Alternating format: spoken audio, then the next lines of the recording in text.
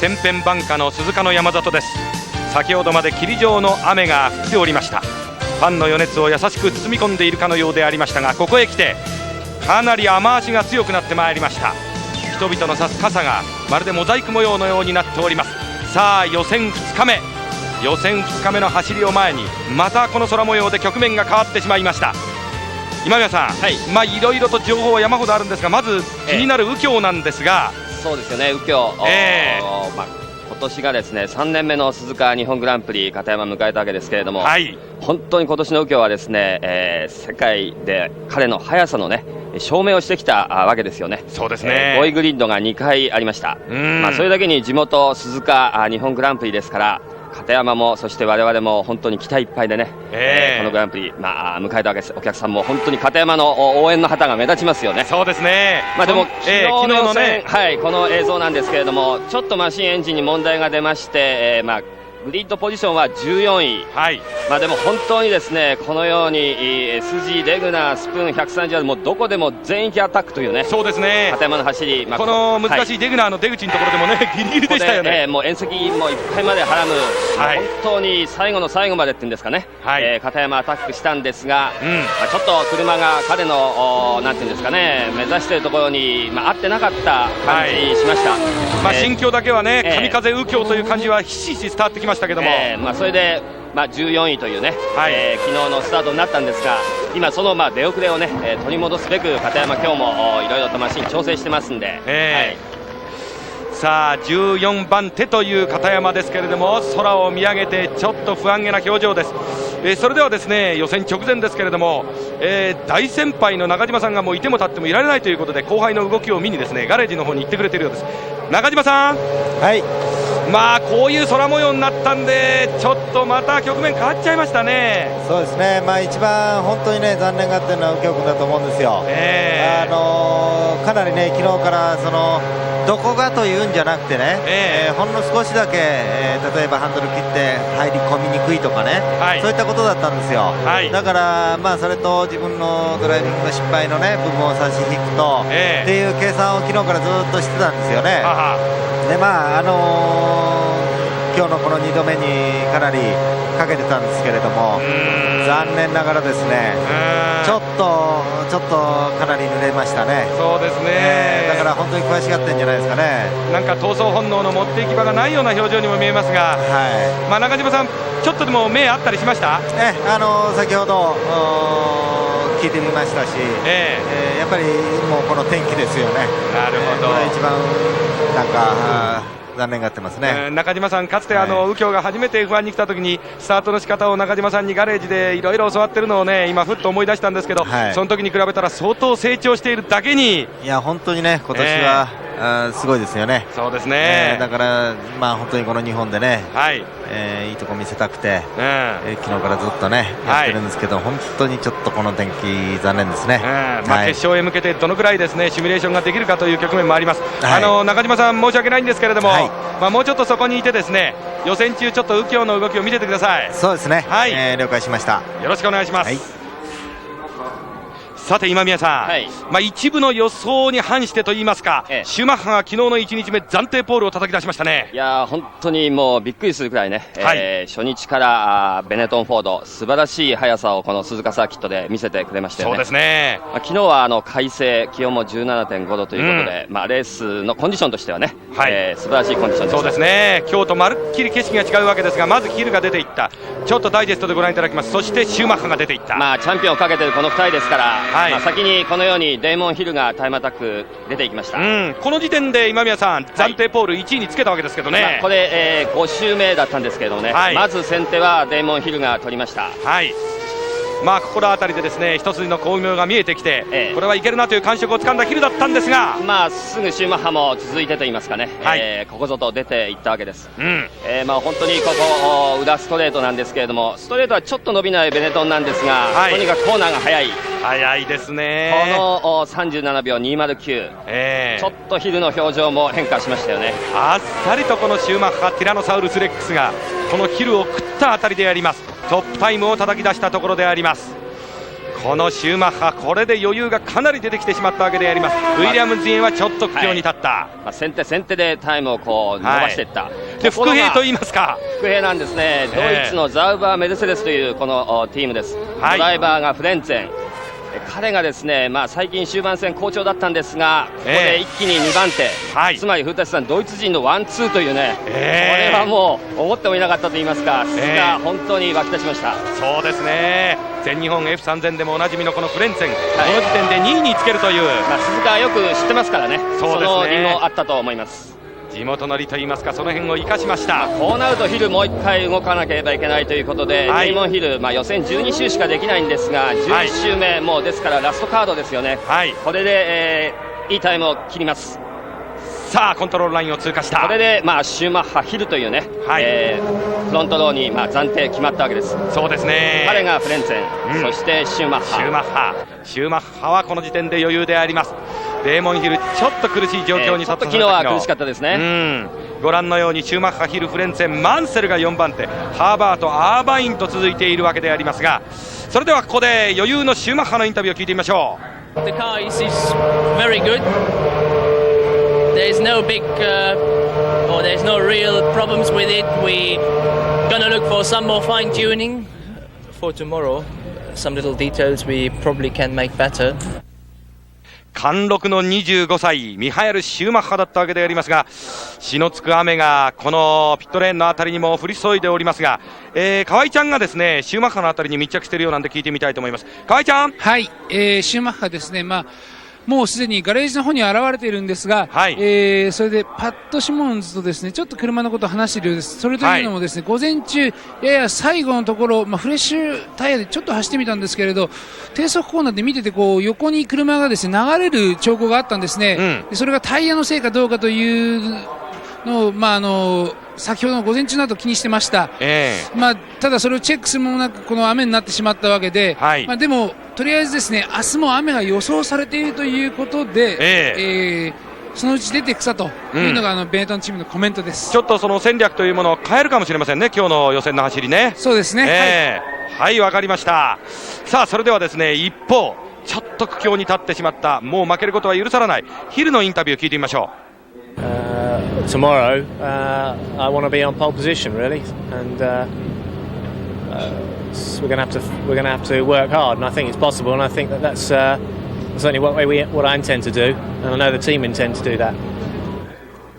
何か自分自身にこう言い聞かすようなコメントにも聞こえたわけでありますが、ウィリアムズ陣営に今度は津川さんが密着してくれております。呼んでみましょう。津川さん。はい、津川です。やっぱ雨相当ですね。ひどいんですよこれが。もう僕もだいぶ濡れてますけども、ですね、ヒルなんですけどもピットに現れないということなんですよね。一つに車のセッティングをもう今朝からもうどんどん変えて、やっぱり完全には車が決まってないんですよね。それでウイングをいじったりダンパーをいじったりいろいろやってましたけど、ヒルとしては試したかったでしょうけどね、この雨がちょっと災いしましたね。一方マンセルの方はどうですか。それがですね、マンセルも先ほどもニコニコして表へ出てきたんですけど、雨見てまた引っ込んじゃいましたけどね。そうですか。全然さっき午前中からマシンはいじってません。そうですか。もう自信たっぷりです。津川さん、午前中雨前のですね走りでも1人36秒台を出して気を吐いていたマンセルだけに、これは明日へ向けて楽しみですけどもね。それとヒルへのね、マンセルがあまりいいとヒルにプレッシャーはでかいでしょうね、これは。なるほどね、ガレージの中で姿が見られないヒル、どんな気持ちで今コンセントレーションを行っているんでしょうか。津川さん、それじゃあまた後ほどよろしくお願いいたします。よろしく。さあそれではまた一方、現在3番手に位置している、フレンツェン、ダークホース的存在でありますけれども、そのインタビューをここでちょっと聞いてみてください。Well, actually, this is one of my home circuit. Yeah, Japan. I've been here for 1.5 years, and I know this track very well. And the car is running very good, and me myself found a good lap, and I think that's a package for a good lap. いや森脇さん、このフレンツェンはですね、監督とドライバーという立場で長い付き合いありましたし、そうですね、いろんな気持ちあるんじゃないですか。彼だけじゃなくてですね、アーバイにしてもそうなんですけれども、去年まで日本で戦ってて、F3000 を卒業して F1 に行った連中がこうやって上位につけると本当嬉しいですよね。ですよね。鈴鹿知っているということもあるし、それだけじゃないですよね。そうですね。やっぱりこう非常に身近なドライバーだし、多分日本人のねファンにとってもそうだと思うんですけどね。ジョニー・ハーバートを加えると森脇さん、全日本のその F3000 のトリオがですね、上位で締め決まってるわけですからね。そうですね。フレンツェンはですね、初めて日本に来た時から非常にアグレッシブな走りをしてましたし、コントロールをするのは非常に長けてましたね。そうですか。ですから非常に高いレベルで、車を滑らしてもまだコントロールしているという面では非常に優れてますね。そうですか。その辺期待がかかるわけでありますが、さて一方、放送席に特別にマッチが来てくれておりますけれども、マッチやっぱりドライバーとしてですね、非常に自分にとってはその外人以上に近しい存在である野田、井上、こういったところが出てると、この1コーナーあたりから見てても無茶ぶるいって感じじゃないですか。そうですね、やっぱり野田選手にしても井上選手にしても F3 時代戦った、人なんで、今出てるのは嬉しいという気持ち半分ですね、やっぱり僕もいつか出たいなという気持ちにもなってきてしまうっていう、そうでしょうね、複雑な気持ちですね。そしてこの鈴鹿のサーキットマッチもよく知ってるわけだけれども、昨日の快晴の状態での難しい難所いくつもありました、でもこれで雨になるともう運転の仕方がガラリと変わっちゃうんで、またまるっきりこの見方のポイントが違いますよね。そうですね、野田選手にしても井上選手にしても特に雨のね鈴鹿の F1 っていうのももちろん初めてだと思いますのでね、他の選手もかなり雨の鈴鹿初めての方たくさんいると思いますので、また雨の時のラインも僕はちょっと勉強したいなという気持ちですね。なるほど、じっくり見てください。どちらにしても右京のみならず野田、井上、この日本勢にも期待がかかるわけであります。さあいよいよ予選のスタートの時でありますが、明日を睨んでのウォータースクリーンバトルの予感がしてまいりました。さあそろそろカーナンバー3番注目の右京がコックピットの中に収まったようです。中島さん、見てますか、傍らで。今座り込みましてですね、まだリアカウルはついてないんで、すぐにということじゃないと思うんですけれども、多分明日もひょっとしたらね、雨ってこともありうるんでね、そういったチェックをするもう明らかに決勝のですね空模様を睨んでの走りに変更ですね。そうですね、ドライで思うようにいかなかったんでね、やっぱりウェットでもちゃんとしときたいんじゃないですかね。そうですね、さあリアウィング、そしてタイヤ、この辺りを装着していよいよ行こうというその準備開始の時がやってきたようであります。また出る時になったら、お呼びします。お願いします。古舘さん、いよいよウィリアムズに動きがありまして、マンセルがいよいよコックピットに乗り込みましたね。そうですね、やっぱりこれでウェットセッティングを試してみようということじゃないでしょうかね。そうですね、マンセル自体も結構気合入ってますね。そうですね、さっき津川さんが言っていたようにこのヒルに大プレッシャーかなんていうそんな雰囲気が出てきましたね。そうですね、これもしかするとっていうぐらいな感じになってきましたよね。そうですね、ヒルサイドのマシンにもメカニックがかかりっきりになっておりますが、ウィリアムズ陣営が徐々に動き始めました。ヒルの方はヘルメットを装着して佇んでモニターを見ているところであります。いち早くマンセルの方がコックピットに収まりまして、文字通りレインセッティングで試そうという体制であります。今ちょうどガレージのところで野田秀樹にインタビューができそうなんで、ちょっと河合ちゃんに聞いてみたいと思います。河合さん、ちょっと聞いてもらえますか。今コース上にはですねチームメイトのコマ選手走ってるんですけれど、そのコマスに続いて、予選、23番手でこれでスタートになると思うんですけど、このグリッド成績いかがですか。ちょっとやっぱり悔しいですよね。昨日も本当満足いくラップ取れてないし、で今朝セットアップちょっと変えていい方向に行ったんでね、昨日言ってたように20番手以内っていうのを目標にしてて、なんとか頑張りゃいくかなっていう感じだったんだけど、こんな天気になっちゃってちょっと悔しいですね。ただ、明日も雨が予想されているだけに、ちょっともうちょっと今度逆にウェットセッティングやりたいところじゃないかなと思うんですけれど。ですね、ウェットまだ F1 で走ったことないし、どんな感じかなっていうのでね、乗っておいた方がいいと思うんだけど、その辺もでもチームに任せてあるんで何とも言えないで鈴鹿の印象、久しぶりの、鈴鹿なんですけどいかがでした？やっぱり走ってて面白いサーキットですよね。でお客さんもいっぱい入ってるし、なんていうのかな、走っててあるスタンドで行くとフラッシュがパカパカってつくんですよ。あれがやっぱり気持ちいいね。河合ちゃん、はい、河合ちゃんはい、ヨーロッパグランプリの時の初めての緊張感とまた全然違うんじゃないですかね、この地元だとね。ちょっと聞いてもらえます？はい、皆さん今放送席の方にですね古田さんがいるんですけれど、ヨーロッパグランプリのデビュー戦とちょっとまた雰囲気が違うんじゃないかと言っているんですが、その辺はいかがですか？そうですね、ヨーロッパグランプリの時は本当に、どういうものかっていうのを感じる程度で終わっちゃったんでね。で今回、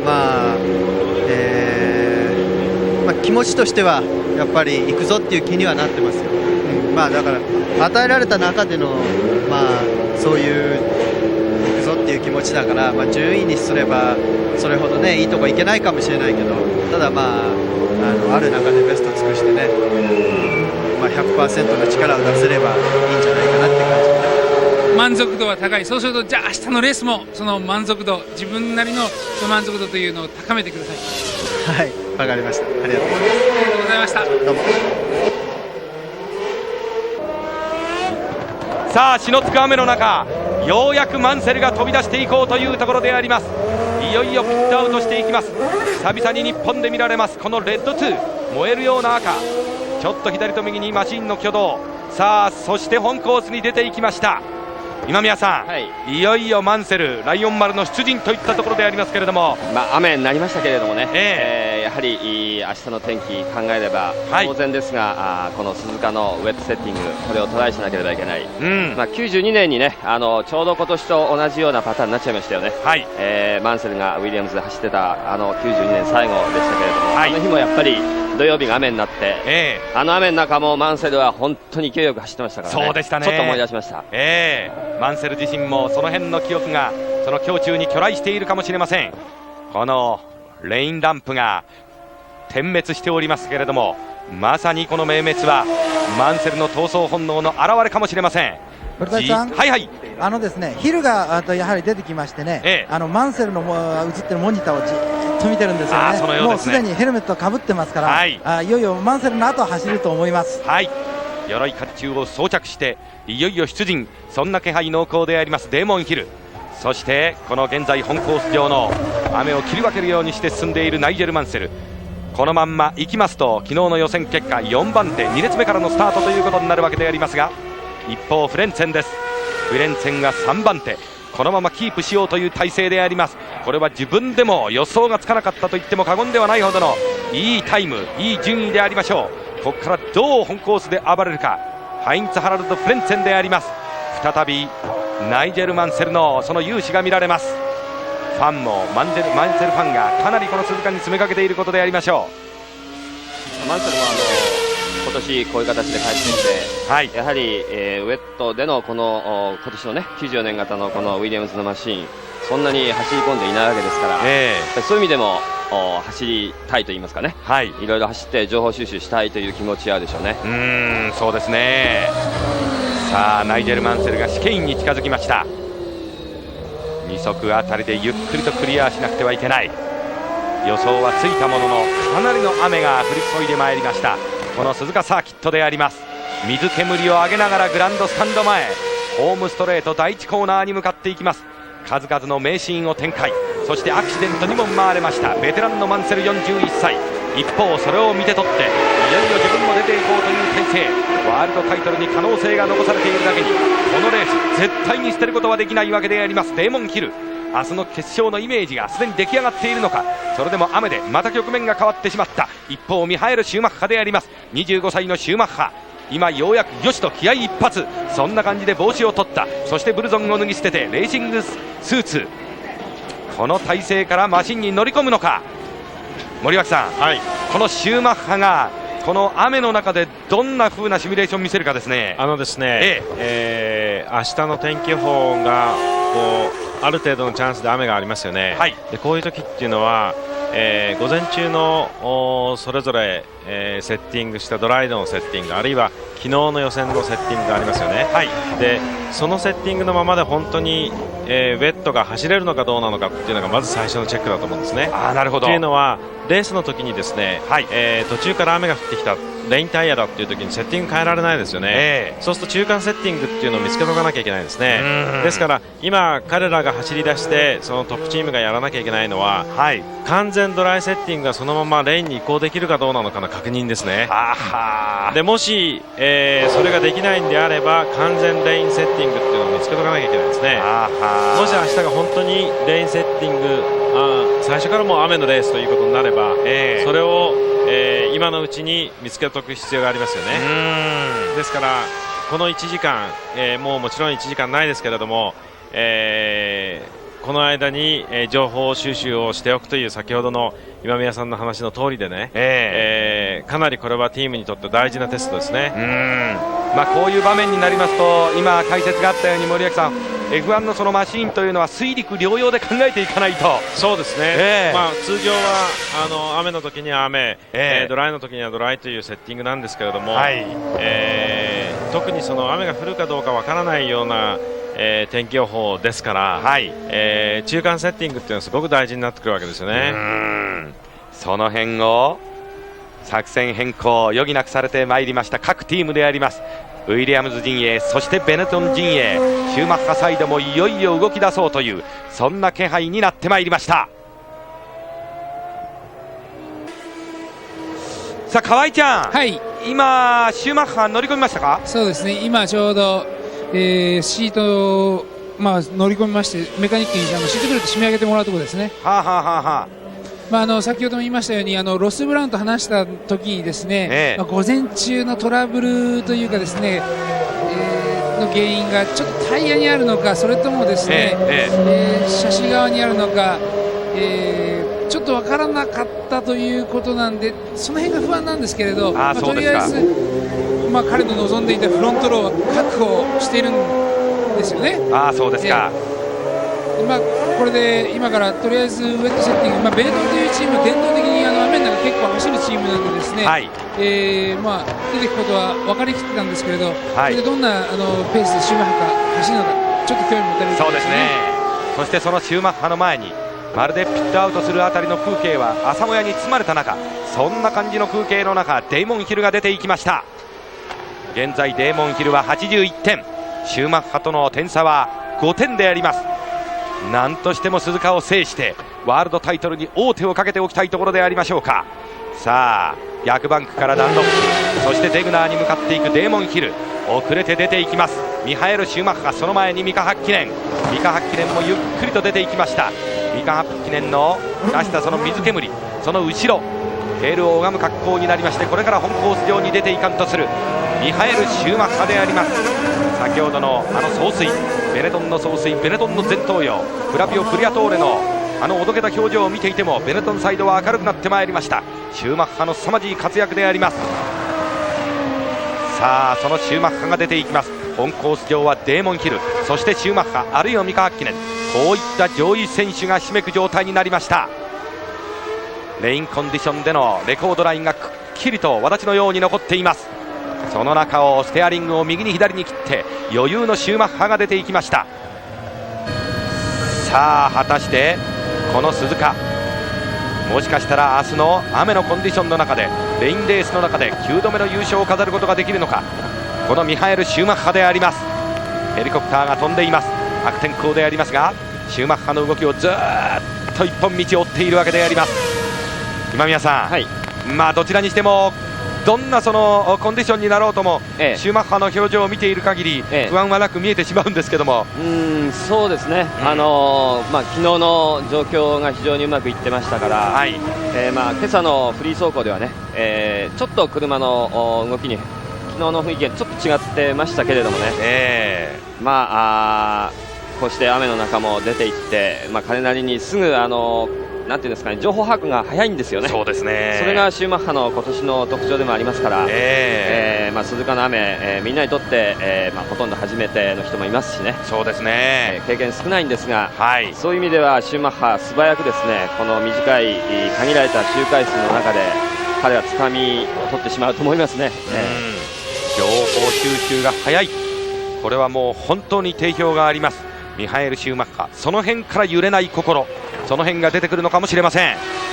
そして先ほどフェラーリ陣営、そのガレージの中がちらっと映りました。ジャン・アレジは暫定で7番手、そしてゲルハルト・ベルガーちょっと元気がありません、11番手。アレジ、ベルガーともにセッティングに苦しんでおります。ベルガーあるいはシューマッ、アレジ、こういったところがこのマスクを装着し始めました。いよいよ赤い車がこの雨の中鈴鹿に登場するんでありましょうか。本コース上はシューマッハ、そして三河記念であります。三河記念も車をねじ伏せるといった感じでしょうか。雨の中全く状況が一変してしまいました。もやに包まれた中を行きます。赤と白のステータス、マクラーレンプ上の三河記念であります。いやー、森脇さん、こういう時というのは先ほどから解説をもらっているように当然明日を睨んでのですね、状況を探っていく走りではありますが、それにしてもちょっと危険じゃないかなと思うような、難しいですよね。いやでもこの状況ならばもちろんレースできますし、ですからそれほど危険という状況ではないと思うんですよね。そうですか。ただどれだけ早くその、セッティングをいいところを見つけられるかっていうことですよね。予選2日目はタイムレースではなくなりました。完全に明日を睨んでのそのセッティングに費やすという、そういう風に変わってしまいました。ものすごいウォータースクリーンができております。デーモンヒルが試験員にちょうど差し掛かりました。幾多のドラマを生んでまいりましたこの試験員。回収なりまして、また非常にクリアしづらい難所となったわけでありますが、最終コーナーから、そしてホームストレート上、かなりの雨がご覧いただけると思います。風、雨を切ってのデーモンヒルであります。第1コーナーが近づく6点式のシートベルト、前方からのカメラでありますが、雨あるいはまたこの暗いバイザー、それによりまして表情を伺い知ることはできません。そして快適なコンディションですと、心当たりの S 字、本当に右に左に各ドライバーがステアリングを切って感動のドライブスルーという感じ、エクスタシーがあるでしょう。うまく S 字をクリアした時は本当に快感が走ると言われております。逆バンクからダンロップ、そしてデグナーへと向かっていくわけであります。このデーモンヒル、ミハエル・シューマッハ、セッティングの感触はもうすでに掴んだでありましょうか。デーモンヒルはなんとかレースにおいてシューマッハを食わなくてはいけないわけであります。重い十字架を背負ってしまいましたこの局面。デーモンヒル、デグナーの入り口、そしてデグナーの出口は3足、こういったところで慎重にクリアしなくてはいけません。鈴鹿の名物立体交差、上にもマシンがスーッと風のように矢のように突っ切っていく、その下潜るようにしてデーモンヒルであります。ヘアピンに差し掛かりました。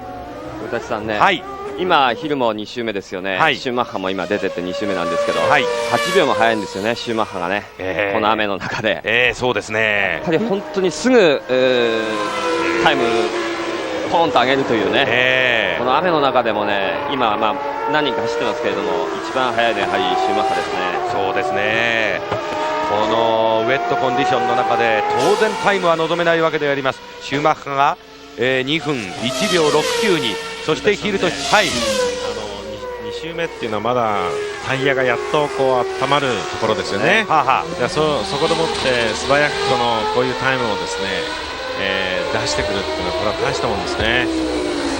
ハッキネも悪くないですね、4秒ですからね。そうですね、こういうのは古舘さん、今年のピットアウトした後のタイヤがまだ十分温まってない時のタイムの並べ方、突き放す、それがシューマッハ、こういう状況の中でも感じられるわけですよね。その辺がですね、顕著に出てきてしまうかもしれませんね。ヒルとの差、本当に6秒以上現段階でつけているというあたり、余裕のシューマッハであります。そして片山右京です。出てきますよ。中島さんありがとうございます。ようやく片山右京が本コースに姿を見せます。純白のマシーン、サイドにマイルドセブン、日本のスポンサーカラー、それをつけてようやく片山右京が出ていこうというところ。昨日の順位は14番手、暫定ではありますがこれでほぼ決まりでしょう。そういった意味で明日へ向けてのセッティング、この感触がつかめればいいといったところ、カーナンバー3番の片山右京です。この純白のマシーン、まさに白馬にまたがった桃太郎、そんな感じでありましょうか。童顔の夢追い人片山右京が入っていきました。1コーナーから2コーナー、ゆっくりとタイヤを温めていく。ここで感触がつかめるかどうか。うねるように蛇行するレコードライン、ここをついて右京が突き進んでいくわけであります。戸惑いの年もあった、もうやめようかと思った年もあった。しかし今年成績はあまり残せなくても内容的には、そしてタイム的には素晴らしい、ヨーロッパ中でも評判になるほどのこのタイムを叩き出してまいりました右京。心境著しいところでなんとかこの地元でいいところを見せたい、パフォーマンスを見せつけたい。しかしこのコンディションは右京に味方するでありましょうか。明日再びベネトンミハエル・シューマッハであります。はいはい、そのですね、今シューマッハ今トップ、ウェットの中でトップですよね。それを見てですね、サインオール側の、首脳陣とですね、メカニック側がジョークを交わそうと余裕ありますね。ああ、そうですか。はい、でセッティング的には、いつも最近の F1 のスタンダード的に、ウェットの中では、サスペンションあんまりいじらずに空力的にですね、ウイングだけちょっと重めにしたと、いうことです。ああ、そうですか。その辺の若干のマイナーチェンジでシューマッハは1分58秒911をマークして、この雨の中でもダントツのところを見せています。あっとザウバー JJ レトです。29番の JJ レトがサンドトラップにはまってしまいました。スローで見てみましょう。ぐるっとマシンが回転してしまいました。森脇さん、はい、やっぱり川のような状況ですからね。そうですね、ちょっと気持ちを焦ってパワーオンっていう感じですね。レトもそんなにタイムは出せていないんで、ちょっと焦ってしまったんでしょうか。右京の後ろ15番手で昨日は終わった JJ レトでありますけれども、完全にマシンを滑らせてしまいました。古舘さん、出てった週ですね、これ。まだタイヤ集まってないんですね。一方フレンツェンです。レトよりにはかなりいい番手につけております。水を開けました。このフレンツェン3番手を昨日キープしたわけでありますが、彼は雨早いですね。早いですね。そうですね。面白いですね。雨の中で、今58秒台ですから。新しくスポンサーに今年つきました。はい。今宮さんね、この雨の中で58秒って異常に速いと思いますけどね。僕は F1 わからないですけれども、自分の走らせてる F3000 とドライの時のタイム差ありますよね。はい、それとこう比べてってウェットでもって58秒って、この状態で58秒ってすごい速いですね。今20秒21秒ぐらいですよね。そうですね。この状況の中で、20秒落ちっていうのは、他のタイム表示2分台がダーッと羅列されているのを森脇さん見ると、ちょっと空恐ろしい感じしますよね。そうですね。いやー、みんなが舌を巻くほどのタイムを余裕しゃくしゃくで出しているシューマッハ、そしてこれはザウバー、ハインツ・ハラルド・フレンツェンが出ていきました。フレンツェン暫定3番手、これはほぼ動かないでしょう。そういった意味で新しくスポンサーにつきましたチソットの大きな時計がむき出しのような状態でこのフロントセクションにこのマークされておりますけれども、フレンツェンにとりましては栄光の時を着実に刻んできたんでありましょうか。さあ、そしてデグナーに突き進んでいこうという三河記念の姿がちらっと見えました。記念も2分01秒台、いいですね、までタイム上げてきますよね。ブランドルの方も01秒台、マクラーレンは、雨結構自信あるようですから、雨は強いというマクラーレン、マクラーレンの8記念あるいはブランドル、この辺りのパフォーマンスはどうでしょうか。これは三河8記念です。三河8記念、雨の感触をつかまなくてはいけません。フライングフィン、フィンランドからやってまいりまして、がぜんこのところ表彰台をクリアしております三河記念です。シューマッハとは F3 時代からしのぎを削った中、当然意識していることでありましょう。シューマッハの領域にとにかく肉薄したい三河記念、ヘリコプターによりましてまたまた右京に照準を絞ったアングルです。片山右京のタイムはどうでしょうか。まだ2分8秒台あたり、この辺りに甘んじている片山右京であります。オンボードカメラちょっと映像が乱れております、画像が乱れておりますが、雨の中でちょっとぼやけたような状態になっています。片山右京、インダクションポットの上につけました。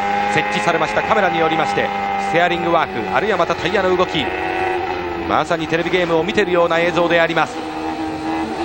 テレメーターが出ております。この雨の中でどれだけのスピードを出せるか、タイムを出せるか、片山右京です。ちょうどインダクションポットの中央に、まるで正面からその輪郭、フォルムを見るとアラブ社会のモスクを思わせるような、そんな形になっておりますが、スッとこの突き刺すように、先頭のようにカメラが設置されているわけでありますが、ちょっと画像が苦しくなりました。さあ片山右京です。片山右京のファイヤーが見られました。ゆっくりといきます。ここをクリアしていきます。片山右京、右京のタイムはどの程度でしょうか。もう完全にマシンの姿が水に包まれて見えません。グランドスタンド前です。今宮さん、あんまりタイムは望めてませんね、右京ね。そうですね、今8秒台ですか。8秒台、8秒台ですね。そうですね。すみません、今変わりました。画面に04秒台ですね。4秒台が今のタイム。今3周目、今4周目入りましたけども、さっきの3周目、今の周回で4秒台が出ました。木村さんです。ヤマハエンジン、ちょっとトラブルはありましたけれども、明日の本番どんなパフォーマンスにつながってくるでありましょうか。根っからの技術や木村さんが映りました。さあ再び片山右京のオンボードカメラでありますが、今宮さん、ディレクターがですね、一生懸命この映像を見せたいところなんですけど、ぼやけてるわ乱れるわでなかなかうまくはまってませんよね、この映像がね。明日晴れてくれるといいんですけどね。ロールバーの上のね、オーバーヘッドカメラで、新鮮なアングルだと思いますけど、新鮮なんですけど、どこ走ってるかも我々分かんないですよね、この映像じゃね。ちょっと乱れておりますが、これだけの雨、水しぶきになりますよね。さっきのマックススピード280キロ台でしたよね。昨日改正300キロ届いてましたから、やはりバックストレートエンドでそれだけのスピードやはり下がってます。そうですね。さあ今度はヘリコプターによる空撮、ずっと右京をフォローアップしているわけであります。スプーンのところに差し掛かりました。やっぱりみんな出てきましたよね。そうですね。後半に入りまして、とにかくこのレインセッティングを煮詰めておかなくてはいけないというちょっと渋滞模様になってまいりました。本コース上、特徴的なスプーン、ここでじーっとその動きを見守っているファン、そこに包まれた中、各ドライバーが突き進んでいるわけであります。さあ右京にとりましてファンの声援が最大のトラクションになるわけであります。先ほど野田秀樹が言っていたように、かなり動体視力が長けております各ドライバー。日本人ドライバーにとってはフラッシュがたかれる、ライトが点滅するたびにそれが応援になるというふうに野田は語っておりました。右京がピットレーンに入っていくところであります。さあ今度はマンセルに画面が切り替わりました。ナイジェル・マンセル、午前中のセッション、午前中のフリープラクティスはものすごいものがありました。1人36秒台を叩き出して気を吐いておりましたナイジェル・マンセル、やはりどっかで見せてくれます。黙ってはいられないナイジェル・マンセル。さあデーモン・ヒルとの兼ね合いはどうか、その辺のコンビネーションはどうか、そして自分自身のパフォーマンスはどうか。今宮さんが指摘したように、このナイジェル・マンセルもう後がありません。F1 に久々に復帰してまいりまして、ティームに対してアピールしなくてはいけない。早いですね。2分フラットまで来ましたね。2分フラットまで来ましたね。ナイジェル・マンセル4番手につけておりますが、昨日の段階で2分フラットのタイムを叩き出しました。ここら辺りでシューマッハに肉薄してまいりました。午前中のですねドライの状況で今宮さん、あれだけいいわけですからね。そうですよね、この辺りがもう見違えて昨日より早くなりましたよね。SG がやはり昨日ウィリアムズ、ヒルもマンセルもちょっと遅かったんですけれども、その雰囲気はね、本当に午前中良かったわけで、それをベースにというマンセルですけれども、いいんじゃないでしょうかね、この雰囲気はね。そうですね。さあデグナーの入り口です。的確に切り込んでいった。そして出口が難しい。またタイム縮めてると思いますよ。そうですか。森脇さん、そうするとシューマッハのこの58秒台に肉薄するような、またまた我々が唖然とするようなタイムが出るかもしれない。そうですね、ただシューマッハの車の方が安定している感じがしますね。特に低速コーナーからの出口がね。そうですか、その辺はほとんどシューマッハはハンドル修正してないですもんね。コーナリングセクション、この辺はもうお手の物でありましょうか、シューマッハ。さあその牙城を切り崩さんとするナイジェル・マンセルであります。2分フラットを先ほどの周回で叩き出したアーバインの後ろであります。このタイムにもちょっと注目してみたい。 130R、 男の胸付き八丁、名物 130R から試験員です。いやー、水煙の中をスーッと出てまいりましたマンセル。時折断続的にこのマンセルの姿がもやの中に包まれてしまいます。さあ最後のこの試験員のまとめ方はどうでありましょうか。久久々にこのユニオンジャックのシールが貼られたこのカラーリングのヘルメットを見ると胸が熱くなるファンも多いことでありましょう。多くのファンを残して一旦インディーに移籍、そしてまたここに出戻りといった感じで戻ってまいりましたマンセルであります。タイムどうでしょうか。マンセルの今ちょっといましたからね、前にちょっと引っかかったといいますか、ちょっとタイムが望みませんでした。先ほどの2分フラット、これにも及びませんでしたナイジェル・マンセルです。さあジャン・アレジであります。このところはやはり F1 ストレス王でありましょうか。あのイタリアグランプリモンツァ、無念の涙、情念の森モンツァで悔し涙を流しましたこのアレジ。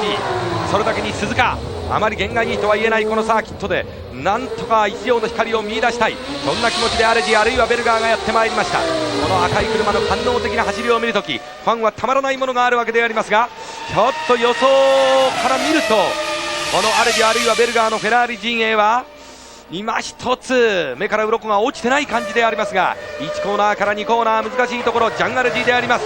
今宮さん、アレジがですね、感触をつかんでくれると雨であろうがドライであろうがぶち切れてくれるんですけどねそうですね、アレジらしい走りっていうんですかね。おっとジョーダンのマシンが粉々になっている、リアが潰れている、これはアーバインでしょうか。うわー、すごいシーンが見られました。もうドライバーはいません。ドライバーの状況はどうでしょうか。イエローフラッグが振られています。赤が出そうですね。赤が出そうですか。そうですか。赤旗が出そうだという情報が河合ちゃんから入りました。赤旗すでに出てます。出ましたね。はい、わかりました。いやー、これはすっごいスピード出てますね。すごいですね、この破損状況。タイヤバリア、これももう崩れ落ちています。バリチェロですか。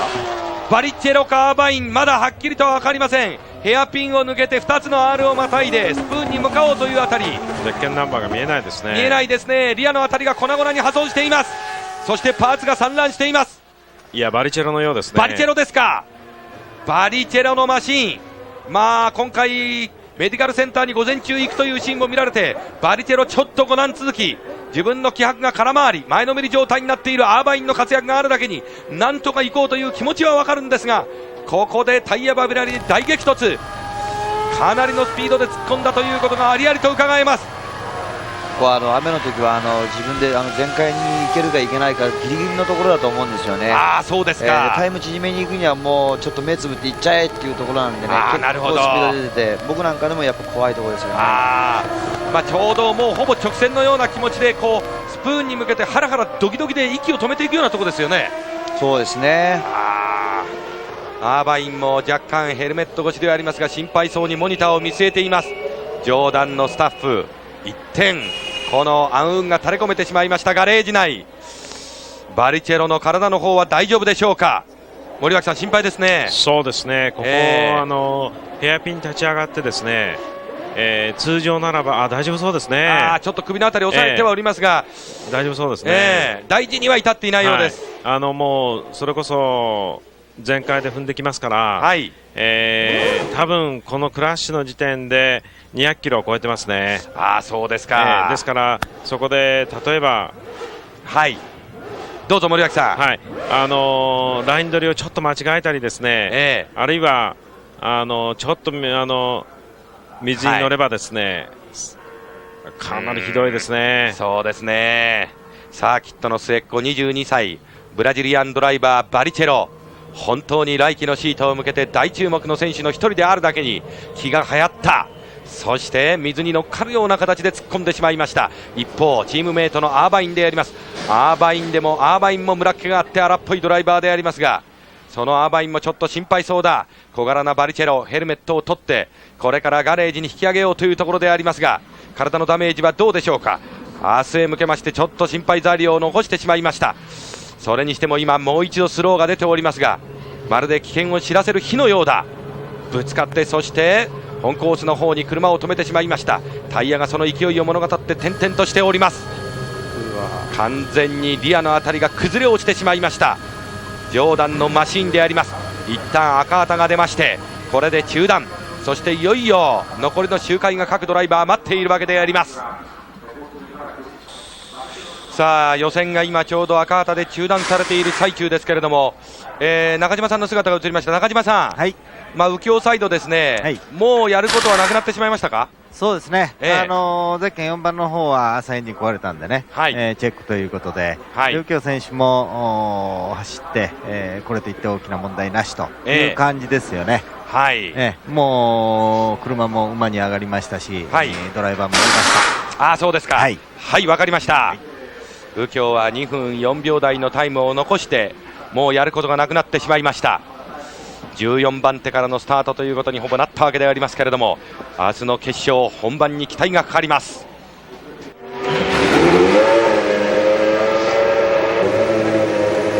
さあ予選再開です。シューマッハが先陣を切って出ていきます。今ピットアウトしていきました。相変わらずのレインタイヤ、小雨がまだパラついている程度でしょうか。だいぶ雨足は弱まりました。さあ一番前にいるのがマーティン・ブランドルです。そしてその後ろの方にシューマッハが出ていきました。ロータスも見えます。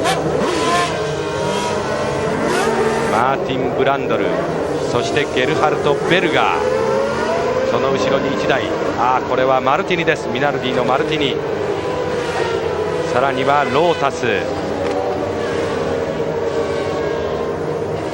そしてミナルディのアルボレート、さらにシューマッハということになります。各ドライバーが一気に出陣していくところであります。さあ今宮さん、シューマッハのタイム走りっぷり注目ですね。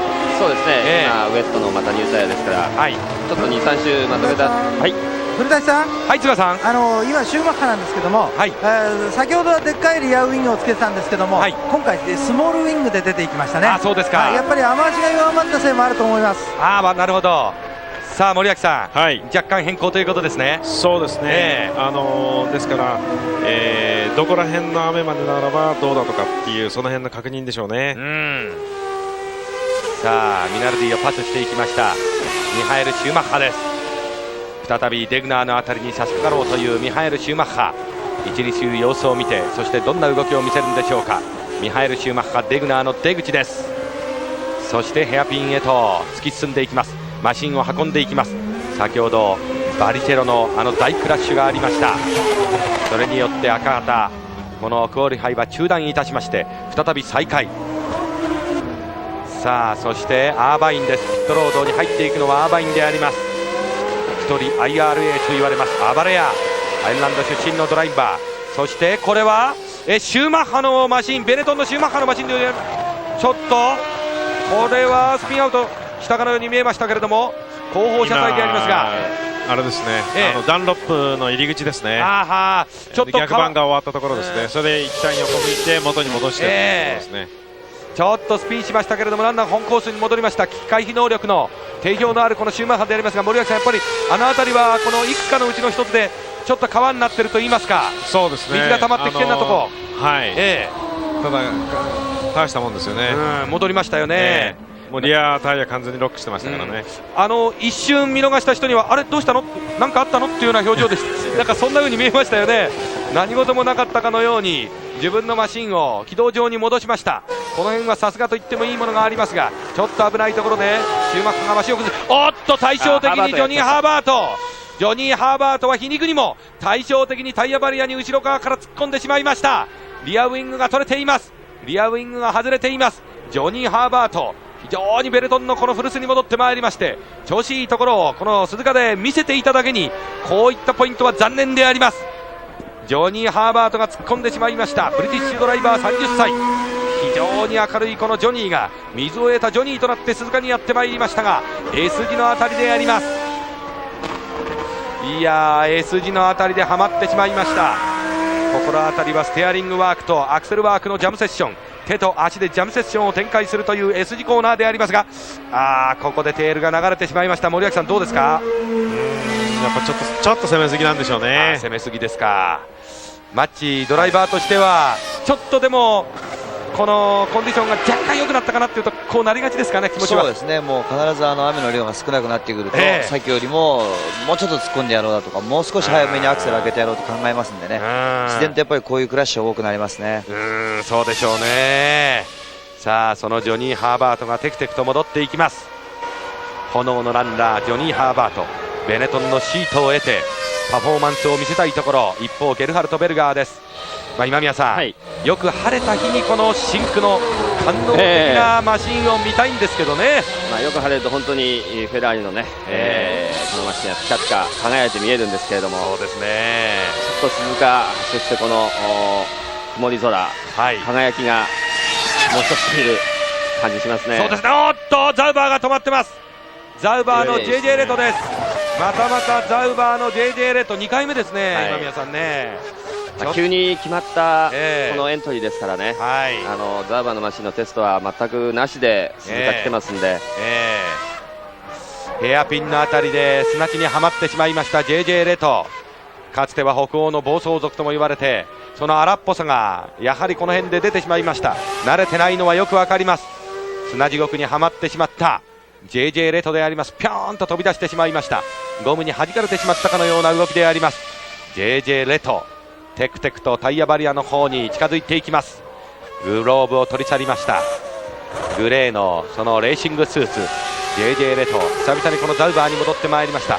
ベネトンではアクシデントあり、そしていい成績に結びつかなかった不運続きの JJ レト、久々にあのビーバーのように大きな前歯をこぼして笑うという爽やか JJ の姿が見られるんでありましょうか。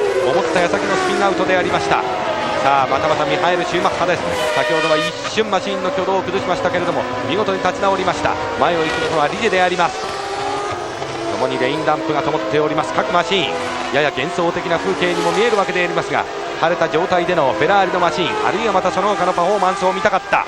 シューマッハまた出ていったわけですが、テレゼがね早めに上がっちゃった形っていうのはちょっとね、もう少し走ってほしいですね。そうですね。我々今宮さんとにかく2日目なんで、昨日以上のしのぎの削り合いを期待していただけに、全く盛り上がらない予選ではありましたけれども、これは本当にセッティングで功を奏したチームががぜん明日に向けて有利になったということですよね。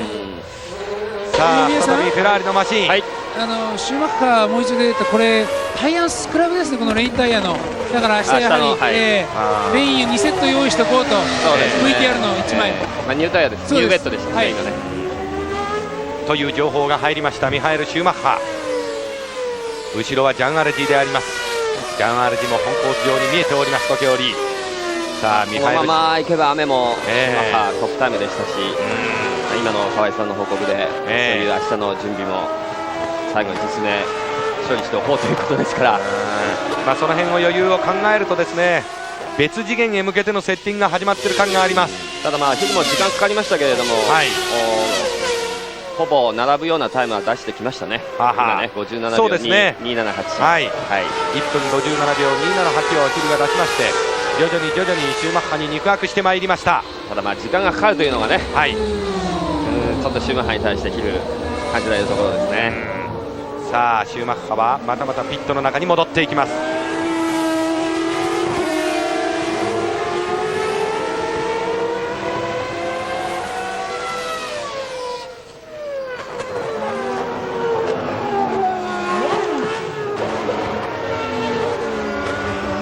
さあ昨日の段階で23番手、これで23番手スタートということになりました野田秀樹。野田秀樹、どれだけジャンプアップを重ねていくことが明日できるか。明日に向けまして何か自分の自信を確認するかのような最後の走りであります。もう本当に予選は残りわずかとなりました。一方マーティン・ブランドルであります。マーティン・ブランドルも堅実なタイムを叩き出しました。レインセッション、56秒台入りましたね。雨のマクラーレン、明日が雨模様になりますと、このマーティン・ブランドル、あるいはまたこの三河記念にも期待がかかってくるわけであります。明日の予選、明日の決勝に向けまして今日の予選、それを占う意味での戦い模様でありました。ゆっくりとマーティン・ブランドルが戦いを終えて引き上げていくところであります。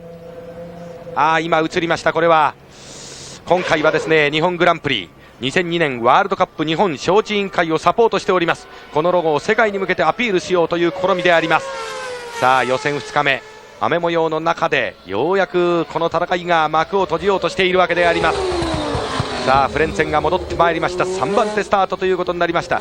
ちょっと JJ レトが苦しんでいるだけに、このフレンツェンの走りっぷりというものが際立ってまいりました。チェッカーが振られています。スターティンググリッドです。ポールポジション F1 新時代の勇者ミハエル・シューマッハ、ドイツ人初のチャンピオンに王手、揺れない自信と実力、この男にプレッシャーなどない。2番手デーモンヒル、初めてのタイトルマッチだ。もうお裾分けの勝ちはいらない。己の腕っぷしでシューマッハに挑んでいく。3番手は鈴鹿はお手の物か、森脇学校の卒業生ハインツ・ハラルド・フレンツェン。今年野望が絶望に変わってしまったザウバーに走りで恩返しをするか。4番手帰ってきたぞライオンナイジェル・マンセル。最強のヒル援護に向けて最後のこの大物はこの位置から F1 新時代に新たに切り込んでいくか。5番手ジョニー・ハーバート。8分だけのため息からいよいよ実力発揮の時がやってきた。現役ブリティッシュで最後の表彰台を目指せ。6番手出ました、走るイエローカードエディ・アーバイン。去年はデビュー戦鈴鹿でいきなり入賞。鈴鹿育ちのアイリッシュは台風の目となるか。7番手ミスターフェラーリジャン・アレジ。初優勝できずその心のリミッターから早く抜け出したい。フェラーリ得意の高速バトルで羽馬い7区か。8番手元祖ミカ発記念であります。北欧の美少年走りは果敢。得意の縁石ギリギリカート走法で切り込んでくるか。9番手走る万年副操縦士マーティン・ブランドル。持ち味は粘り強い走り。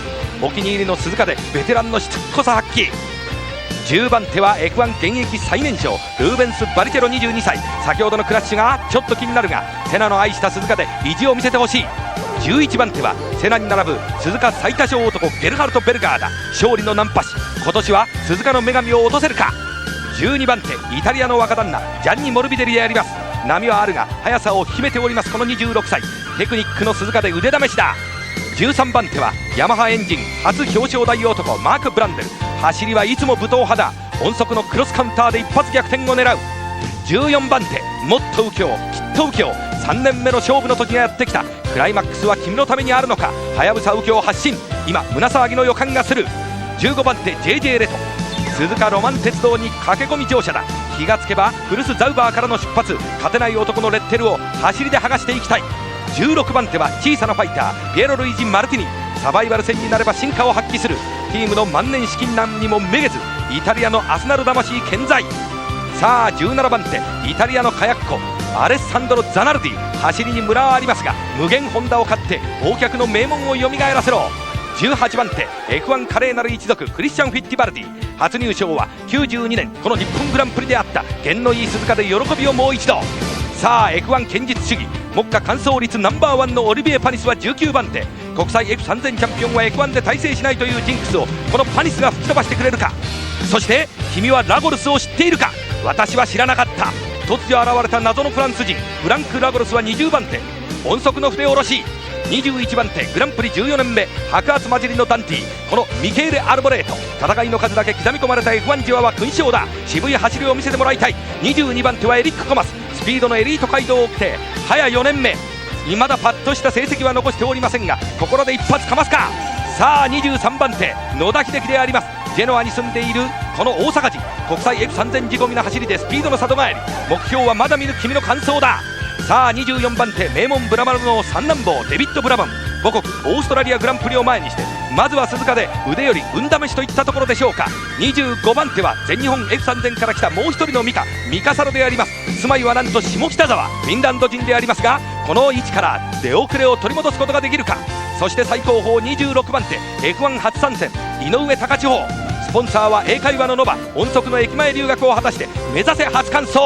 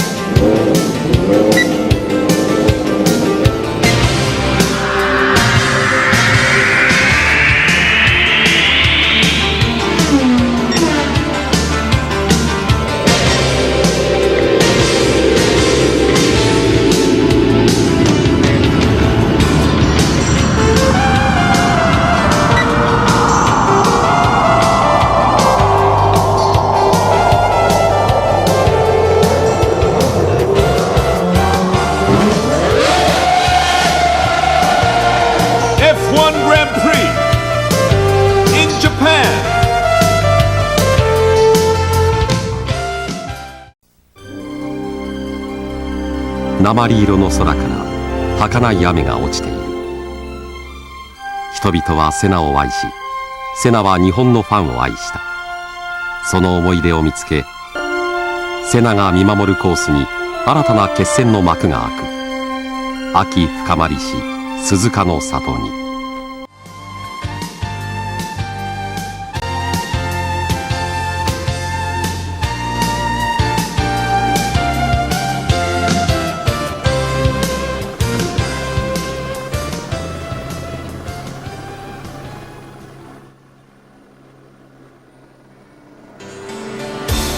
セナを支えたもの、それは家族の愛、兄弟の絆でありました。今ヘリコプターからセナのお姉さんのビビアーニ・セナ・ラリさんといとこのファビオダ・シルバ・マシャドさんがこちらに歩いてこられます。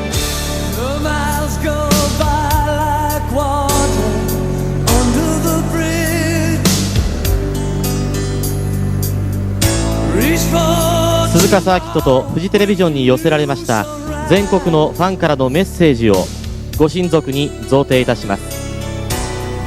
セナへの感謝と追悼の気持ちを込め、鈴木吹枝両社長よりビビアーニさんに贈られます。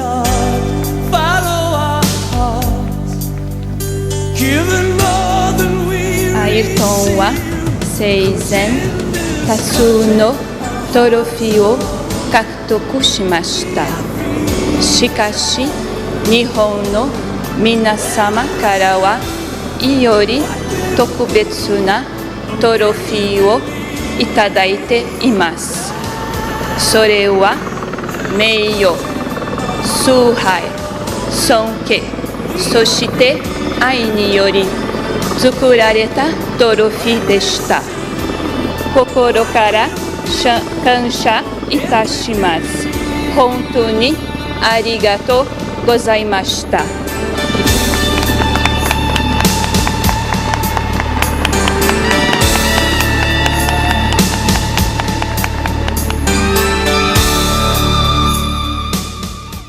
Welcome to a very wet Suzuka circuit. 5.8 kilometer long, 53 laps. We're going to see this afternoon. 53 very wet laps. Still being led away on the green flag lap by pole position man Michael Schumacher, his sixth pole position of the 1994 Grand Prix season, also his sixth pole position of his Grand Prix career. Alongside him, the man that's second in the World Championship and the man that desperately wants to beat Michael Schumacher to the line, Damon Hill. Well, the dream front row, John, but not the dream weather. Well, I think it's a nightmare for Michael Schumacher there, looking completely at ease and relaxed with Flavio Briatore and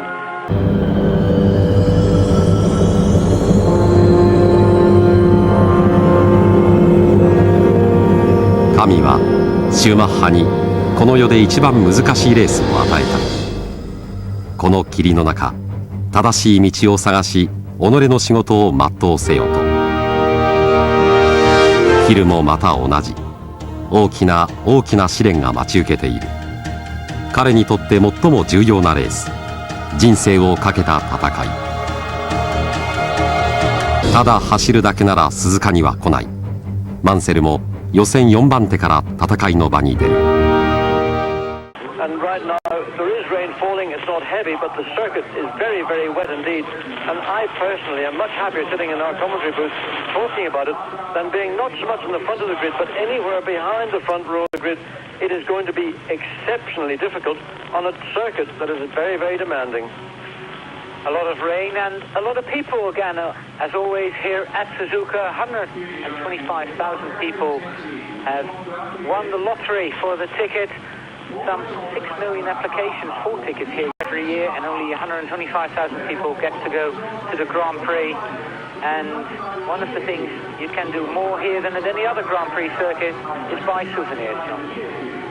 And just looking directly behind our commentary booth, there's a mass of stalls and shops, and those have been working flat out, and normally by the time the Grand Prix is finished there's not a single item left.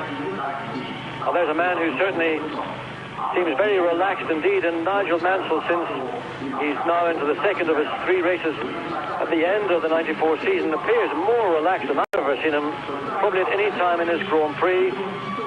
And of course, quickest in Saturday morning's unofficial 1.5-hour session, starting on the second row of the grid. And well, it's a difficult situation for Mansell, because I think this is the first time he will have driven a Formula One car in 1994 in a race in wet conditions. And we saw what happened 3 weeks ago in Jerez, when he literally just had too many revs on the clock, spun the wheels, stood still, and just was enveloped by the entire field and lost any advantage he had from his qualification. Harold Frentzen will start third, his best qualifying position ever, and the second consecutive race. He will start on the second row of the grid, right in front of Johnny Herbert on his return to Benetton. Remember, Herbert made his Grand Prix debut for Benetton in 1989, finished 4th on his debut in Rio, but then his feet hadn't healed completely yet, and he was replaced by Mr. Pirro, and now he's replacing another injured driver, if you believe the press releases, that is. Anyway, Nigel Mansell, very relaxed indeed. Over breakfast this morning, I was happy to join him, and he was talking about the golf course he's bought and the lakes he's got in the golf course where he can go fishing and lots of carp, and he wanted to talk about a lot of things, but not about motor racing. He was very relaxed indeed. Well, look again at Nigel Mansell's eyes, and there's a certain amount of trepidation, I would say, in his eyes, because he knows that here at Suzuka it's a very fast run down into that, what normally is a 4th gear double right-hand corner, is going to be treacherous, and he's got the advantage of being on the second row of the grid behind the always mighty out of the green lights Damon Hill. But a lot of cars around him, a lot of cars behind him, and that's something that I'm sure he is very conscious of. John, there's another thing he's very conscious of. That's the fact that he has got Heinz-Harald Frentzen and Eddie Irvine, Mika Häkkinen and John Malaysia around him. And he said they might not realize as much as I do that this race is 53 laps and it's not going to be one into the first corner. Well, a lot less than, 15 minutes ago I saw Eddie Irvine and Eddie Jordan. They were having a quick conflab before Irvine went to his car, and the discussion centered around keep out of trouble, you can win this race. And after what we saw from Irvine in his debut Grand Prix here last year, in conditions that were part wet, part dry, certainly the way he has gone through the weekend, there's no reason to believe that is certainly a podium position is not on the cards. Ukio Katayama, the man that was very disappointed not to qualify any higher than he did. And if we look at the list, Johnny Herbert, 5th, very good performance in his return to Benetton. Also, I think a good performance, although he hasn't qualified that high up. He's only 25th. We saw yesterday afternoon and this morning good performances by Mika Salo, the 3rd Finnish driver in the race. I think Mika Salo has justified all the faith that Lotus have put in him, giving him his debut Grand Prix. A fellow Finn, Mika Häkkinen, somebody who also has got something that he wants to say here this weekend, and that's win for the McLaren Peugeot team. And of course all 3 Finnish drivers here familiar with treacherous conditions, but these in Suzuka very unlike those in Finland. Mika Häkkinen saying yesterday afternoon, he said, well, the conditions on the main straight here were very similar than driving in Finland on the snow, where there's only 2 tracks where you want your wheels to go in, and if you leave the tracks, then you might as well be spinning. Alan, I know all about it. The first car I had was a BMW Isetta, which was a 3-wheeler, driving it in the snow where the center wheel was in deep snow. I managed to spin it in front of a big bus on the road outside Belfast, didn't hit anything, and I just very quietly selected gear and drove off the way from the direction I was coming, and I know what Mika's talking about. And you had a smile on your face as well, John. There's 6.5 minutes to go to the start of the warm-up lap, the Japanese Grand Prix, the 15th round of the FIA Formula One World Championship. 53 laps of 5.8 kilometers each. The Japanese Grand Prix, 15th round of the FIA Formula One World Championship, from Suzuka.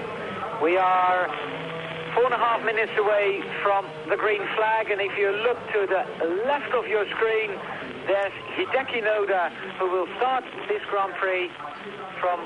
Is he going to start from the pit lane, or is he allowed to be on the last row of the grid? I would say he will start from the pit lane, and I think that that's the best result Hideki's had to date, because with 25 cars ahead of him, starting there is probably the safest spot. Schumacher and Hill on the front row with the Benetton and the Williams. It's Michael's 6th pole position of this season. An amazing season he's had, John, so far. Well, he's utterly dominated the championship, but of course all the controversy that surrounds... さあポールポジションからロケットとなるかシューマッハ、2番手インから前に出るかヒル、3番手に躍り出たフレンツェンは勝手知ったる鈴鹿の2番、4番手にライオンリターン、マンセルが気をうかがう。3列目ベネトン帰り咲き炎のランナーハーバート、隣6番手情緒不安定男アーバイン、フェラーリストレス王アレジ7番手、その後ろ顔面白夜、フィンランドの8記念が前方を見据えている。9番手マクラーレンいぶし銀のブランドル、10番手決まれば流星のごときバリチェロ、11番手はおなじみスピードと快楽のシンドバッドベルガー、その後ろアローズイタリアのトビウオモルビデッリだ。さあ13番手はティレルヤマハ、顔面バッキンガム宮殿ブランデル、その後ろにいるがゼロ戦双方に期待右京14番手、15番手は前歯がビーバー JJ レト、後ろ地中海のファイターマルティニ、中段はひしめくアバレアロータスザナルディ、そして18番手顔面フェロモンフィッティバルディ。さあ完走率ナンバーワン手堅いリジェパニス、謎のフランス人ラゴルスと続いている。21番手は F1 現役博物館アルボレート、その後ろラルースコマス、23番手に F1 受験生日本の野田秀樹、ヨーロッパ武者修行の成果を見せる。24番手ブラバム、最高峰グリッドはもう一人のミカサノと、そして F1 駅前留学日本の井上貴千代だ。以上スピードに取りつかれた男たちが我先に第1コーナーに突進。Barrichello, then David Coulthard 7, 8th Martin Brundle, 9th Jos Verstappen, and then the rest of the point scorers. Frentzen 14th, 6 points, Bentlinger's got 4 points, Cesaris 4, and all the Sauber drivers, and last the Sauber drivers, JJ Leto, who actually scored that point back in Canada in the Benetton. In the Constructors' Championship, there's a 2-point gap between Benetton Ford and Williams Renault. Benetton leading that with 97 points, then Ferrari third, but Jordan is fifth behind McLaren, ahead of Tyrrell. They're the rest of the point scorers in the Constructors' Championship. All to play for here in Suzuka, and an all-important first corner. Some contact, and reflecting again back to the Grand Prix here last year, where Eddie Irvine stole a march on a great deal of people ahead of him. He went down the left-hand side of the track, stayed wide in the first part of the corner, and overtook 3 cars. Now, he's on the right-hand side of the track. He says that's his preferred starting side. But, of course, the tendency is for everybody to try and crowd over to that inside line into the first corner. So I'm sure we're going to see some action. Hopefully there will not be any contact, because that would be a great disappointment indeed. And in these conditions, I'm quite certain that everybody is fully aware of the problems that could arise through some erratic kind of action on the start right into that first corner. Engines being started. The grid is being cleared at the moment. And the good thing for all the teams is that with that long lap and the rain, they've got quite a lot of time of clearing all the equipment back into the pits. Most of that equipment will probably be put into flight cases very quickly after the start of the race, because they have to get out of here pretty soon. I think 3:15 the flight goes to Australia, where the cars will arrive Monday afternoon, and the teams will be working on them from Monday night indeed. No rest for the mechanics this week. Not at all, but really this is the crunch situation for this man, Michael Schumacher, on pole position, and Damon Hill. This is the round in the championship that really was going to be crucial in normal circumstances. Now, what we've got really is a lottery, and anybody in the 26-car field could become either the winner or be on the podium. And there we're just on the top of the screen now, we see the highlighted part of the circuit. And it's through these very, very quick S's that we saw this morning Michael Schumacher get caught. He, like teammate Johnny Herbert on Saturday, let his car run out over those red and white curbings on the exit of the first of those sequence of corners. The back end snapped away, Fortunately for Schumacher, no contact. More importantly, he had the presence of mind to keep his engine running. But it is treacherous out there. And just look, that's the spray from one car going at little more than half race speed. Imagine what this is going to be like in little over 2 minutes when the 15th round of the championship is about to start, and it is a round which is absolutely crucial to Damon Hill to try and narrow that 5-point lead Michael Schumacher has. Alternatively, Michael Schumacher is looking for 10 points to extend his lead and to make his comfort zone in Adelaide virtually bulletproof. So for Michael Schumacher to win the World Championship, he has to have a gap of 10 points and more by the time we leave tonight. The only way to do that is if Damon Hill retires and Michael scores the second or a first place. If Damon Hill finishes first or second, there is no way the championship's going to be decided here this afternoon. And there's just something it's just been pointed out to me here in the booth. I've never been to a floodlit Grand Prix before, and all around the circuit there are lights, and those lights are on.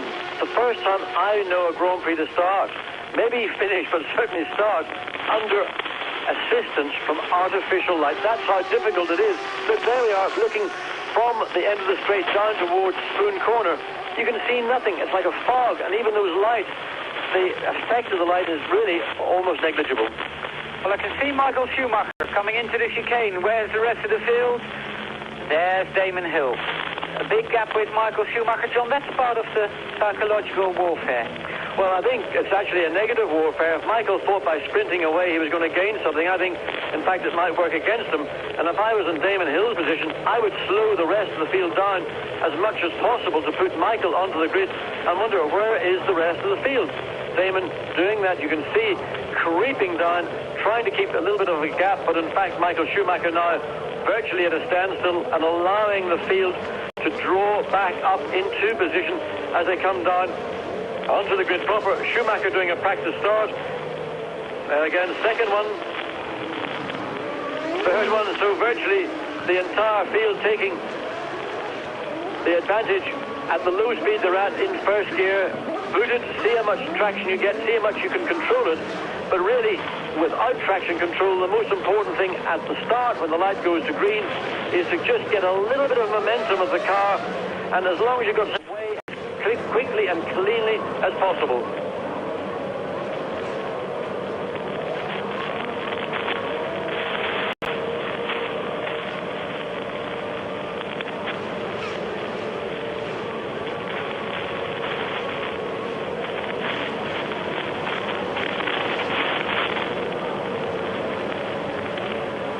月6日午後1時。さあもやに包まれた中、いよいよスタートだ。ミステリアスな雰囲気、ライトが明滅している。さあレッドシグナルからグリーンシグナル、さあスタートはどうだ。横に出た横に出ました。シューマッハが前をかかった。シューマッハ先頭、後ろでもいるさあアウトからハインターラルとフレンチセンター。さあシューマッハ作戦が近い。おっと仕掛けたデーモンヒルにハインターラルとフレンチセンが仕掛けている。4番手がハーバード、そして5番手に浮上したのがジャンガルジーであります。早くもウォータースクリーンバトル、川のように鈴鹿サートキットが濡れている。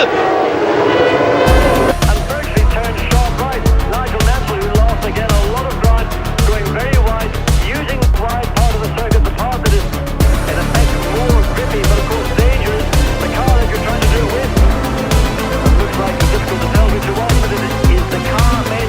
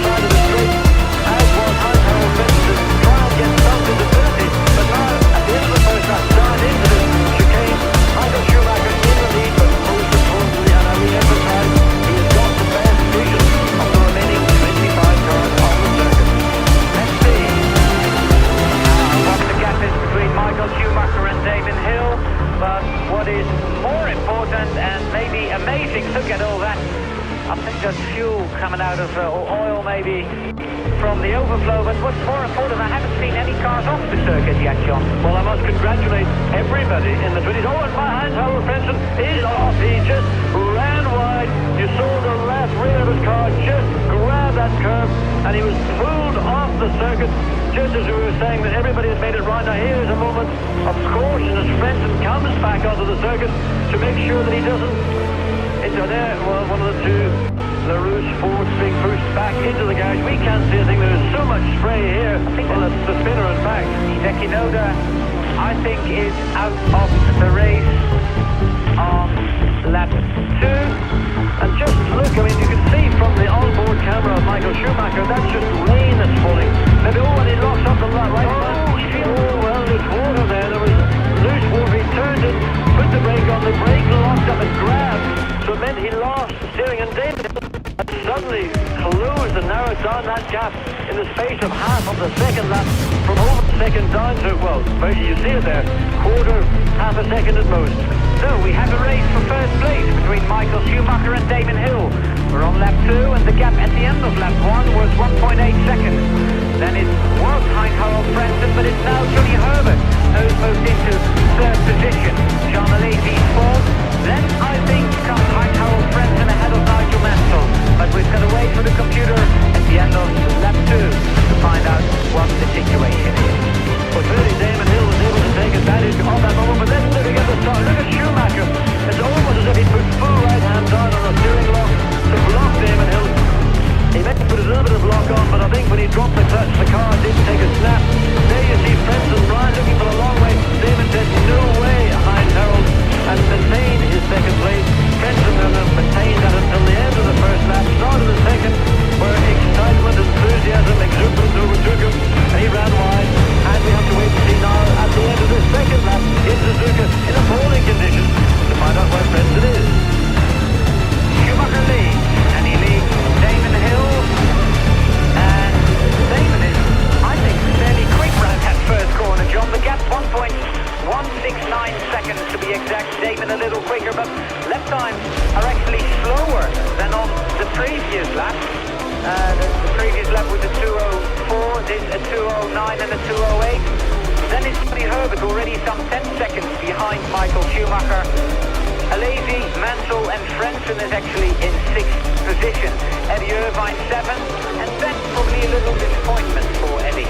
Well, I think it maybe, well, certainly isn't as spectacular as we saw last year, but the most important thing is that he is on the track, he's in position, he's just in fact been passed by Martin Brundle and Eddie Irvine seems to have disappeared all the way down to 10th place, and I think Irvine is in trouble.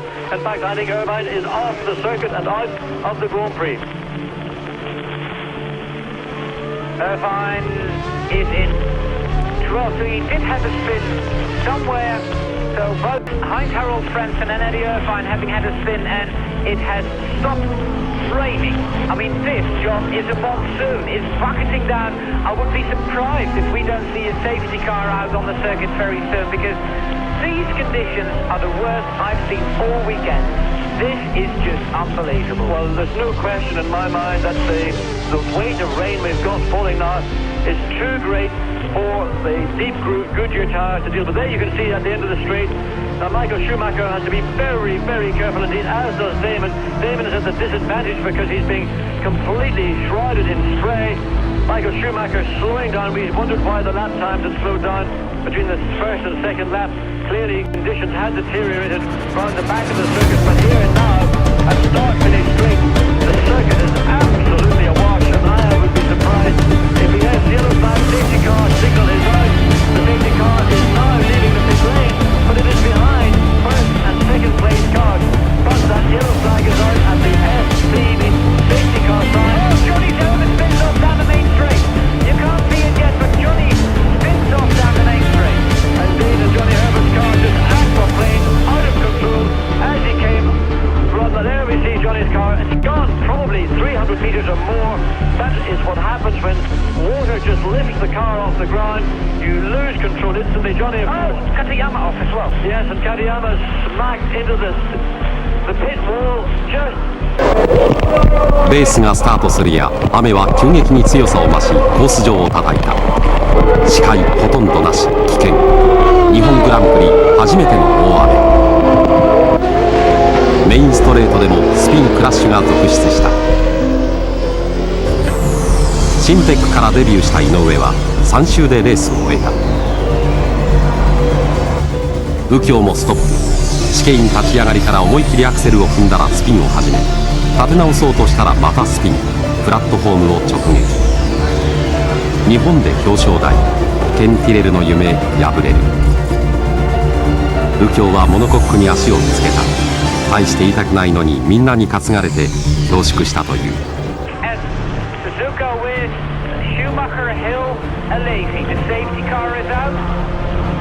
Rocketing down with rain, and there's people spinning off down the main straight. The first one was Johnny Herbert. There's the last one, Taka Inui. That's the end of his Grand Prix debut for the Simtech team. Also Katayama out of the race. Hello, that's been Inui. He had been standing in my seat because he just missed Katayama's Tyrrell, which has stopped midway down the pit straight. So he's limping. He's probably going to clip when that car hits the pit concrete wall. He may well have had part of the suspension or something internal in the car hit him a slap on the knee or lower down on the ankle, and he has been carried back into the Simtech Ford garage, and he will receive attention very quickly. So there, Michael Schumacher. If you look at his teammate Johnny Herbert, he's perfectly fit, well away, frustrated and disappointed undoubtedly, but the conditions here in the space of 30 seconds change from being just about drivable to being totally dangerous and undrivable. And there was really, I would say, a rather late decision to stick with that safety car. It should have been on before Michael Schumacher and Damon Hill came through. They got the way of yellow flags. They did see the sign, but probably their concentration and focus was so intense, just keeping their car on the track, they may well not have seen it at the point where it was being shown. At the point of impact of Katayama's car when he hit the wall. Now I'm not sure that car doesn't seem to be damaged that much. That is Katayama's Tyrrell. I'm not sure whether it should stay there for the rest of the race because well, I think that car, they will try to remove it because leaving it there in conditions like this, it is just something that is going to be hit. There's no question about it. So the safety car will remain on the circuit, certainly until the rain that we've seen falling eases. The monsoon rain that fell in the space of 15 seconds, it just came out of the heavens. You could almost count it, it was so large. So that car still is remaining there, and I would be very disappointed if that car, well, the fact that the car has been taken away, but I would be very disappointed if that car is removed. The marshals, in fact, have left back the safety as the train of cars makes its way back down on the pit straight. And for those, the remaining cars into this field, they're showing 24, but he's doing maybe 23, so there's Katayama down 12.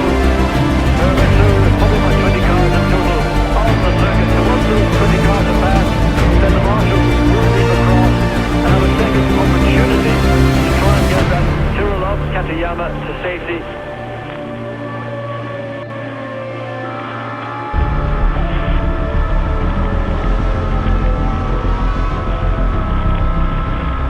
Michael Schumacher, we're looking straight at him in the Benetton Ford. And there's Nigel Mansell. Of course, Mansell being familiar with safety car procedures of the IndyCar team.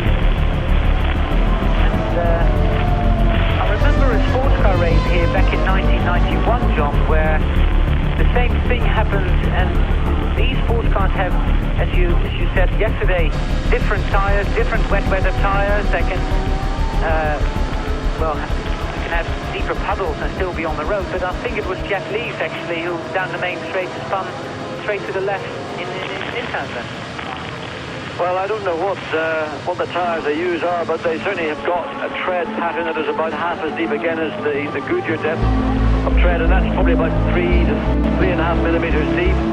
And of course, we don't normally have that sort of weight of rain that we've seen here in Suzuka. So what we've had here is typical monsoon-type weather, and the Japanese manufactured Bridgestones, Dunlops, Yokohamas, whatever else, they are a very special tower indeed, but they're only allowed to be used in extreme conditions. And in that particular race you were talking about, in fact, many of the teams, the European teams that didn't have access to them, just didn't bother driving because they knew the risks were too great. So therefore, it was very much a domestic race between Toyota and this. We're on lap 5, and already of the 3 Japanese drivers that started this Grand Prix, none's running. That is a big disappointment for the Japanese crowd. They must be disappointed anyway, because they are getting wet, I tell you. The rain seems to have eased off a little bit, John, I think. Yes, the rain itself has backed down a little bit. It's still raining quite heavily, in fact. I mean, by European standards, this is quite a heavy rain shower storm we're in. But really the problem lies on the track. And because the cars have been running now at a low speed, effectively under the control of the safety car, there's still a great deal of standing water all around the circuit. And when it's decided to allow the race to go back to green, again, Schumacher will have the advantage. Damon Hill will have to be, oh there you see, that is the damage to Kia Katayama. Cyril, the right front, the tyre has been pushed from the edge of the rim, and there, in fact, you can see that the whole rim is pushed right in, and that is the carbon fibre brake disc. You can see the caliper as well. So that impact, which took place about, 5 meters, 5 yards, let's say, just before where the Williams team's timing are based on the pit wall, they must have had a fright that really they don't need any more of this weekend.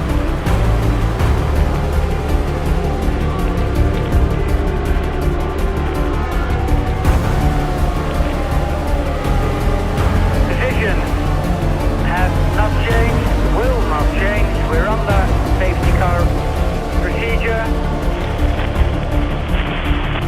The safety car, it's funny that the safety car is at a total different point on the circuit than Michael Schumacher is at this moment, John.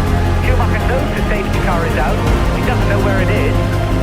Well, the most important thing is that at the start-finish, the finish line, as it were, there is a Japanese gentleman hanging on an SC safety car sign, another flag marshal with a standing yellow flag. And of course, all the drivers in their briefing will have been made aware of the safety procedure. Of course, drivers ought to be aware of it anyway. Part of being a Formula One driver is understanding and being able to use the rules and regulations both in the correct sense but also to your advantage. So as long as the gentleman is hanging out that sign and there are a yellow flag at the point, then everything is under control of the safety car. There's an element of opportunism on the part of Michael Schumacher, but I think when he got the power on, the thing took a bit of a bite and really shot him over to the right. Again, Frentzen looking for the outside line. Local knowledge from a man who's familiar with Formula 3000 here at Suzuka, but Damon Hill quite rightly just said, no way, my son, I'm going to beat Michael Schumacher wet or dry, and I don't want any interference whatsoever from you.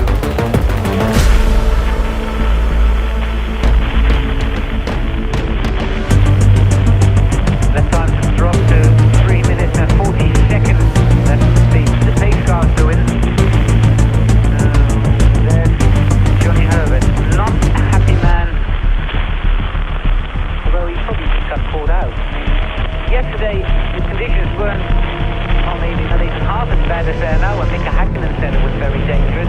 David Brabham nearly spun down the straight yesterday. So, just unlucky. I think maybe what Johnny was doing was trying to get himself out of the spray of the cars ahead of him, and in doing so may have put himself onto a part of the circuit that just was that little bit fractionally wetter, just like more standing water. It only has to catch one wheel, and that means to stop rotating and secure the car into that long and never-ending looping spin that we saw, certainly from our commentary position, Johnny Herbert get into. So in trying to give himself more visibility, I think he just caught a bit of water that was deeper than his tires could cope with, and that was it. It's unfortunate. He was doing what he thought was the right thing, and I wouldn't blame him for any of what followed after the car went out of control.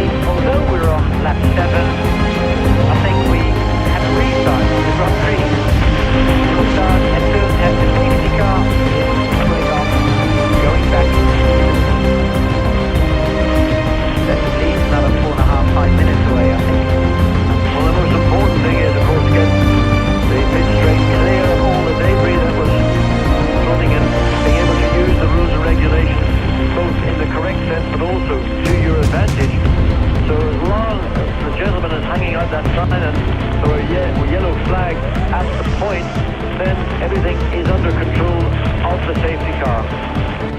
An element of opportunism on the part of Michael Schumacher, but I think when he got the power on, the thing took a bit of a bite and really shot him over to the right. Again, Frentzen looking for the outside line, local knowledge from a man who's familiar with Formula 3000 here at Suzuka. But Damon Hill quite rightly just said, no way, my son, I'm going to beat Michael Schumacher wet or dry, and I don't want any interference whatsoever from you.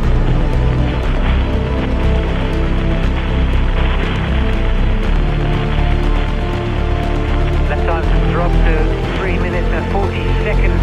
That's the pace car to win. There's Johnny Herbert, not happy man. Well, he probably just got caught out.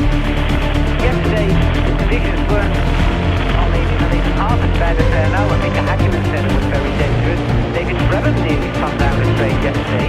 So, just unlucky.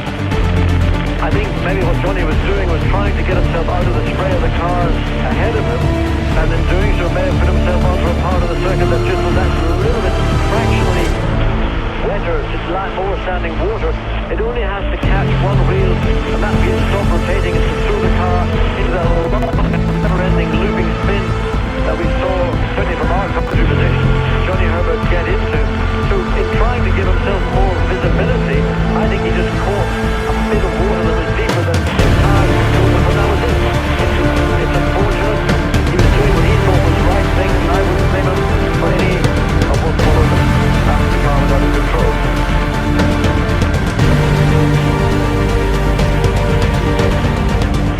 Puddle on the inside of that corner.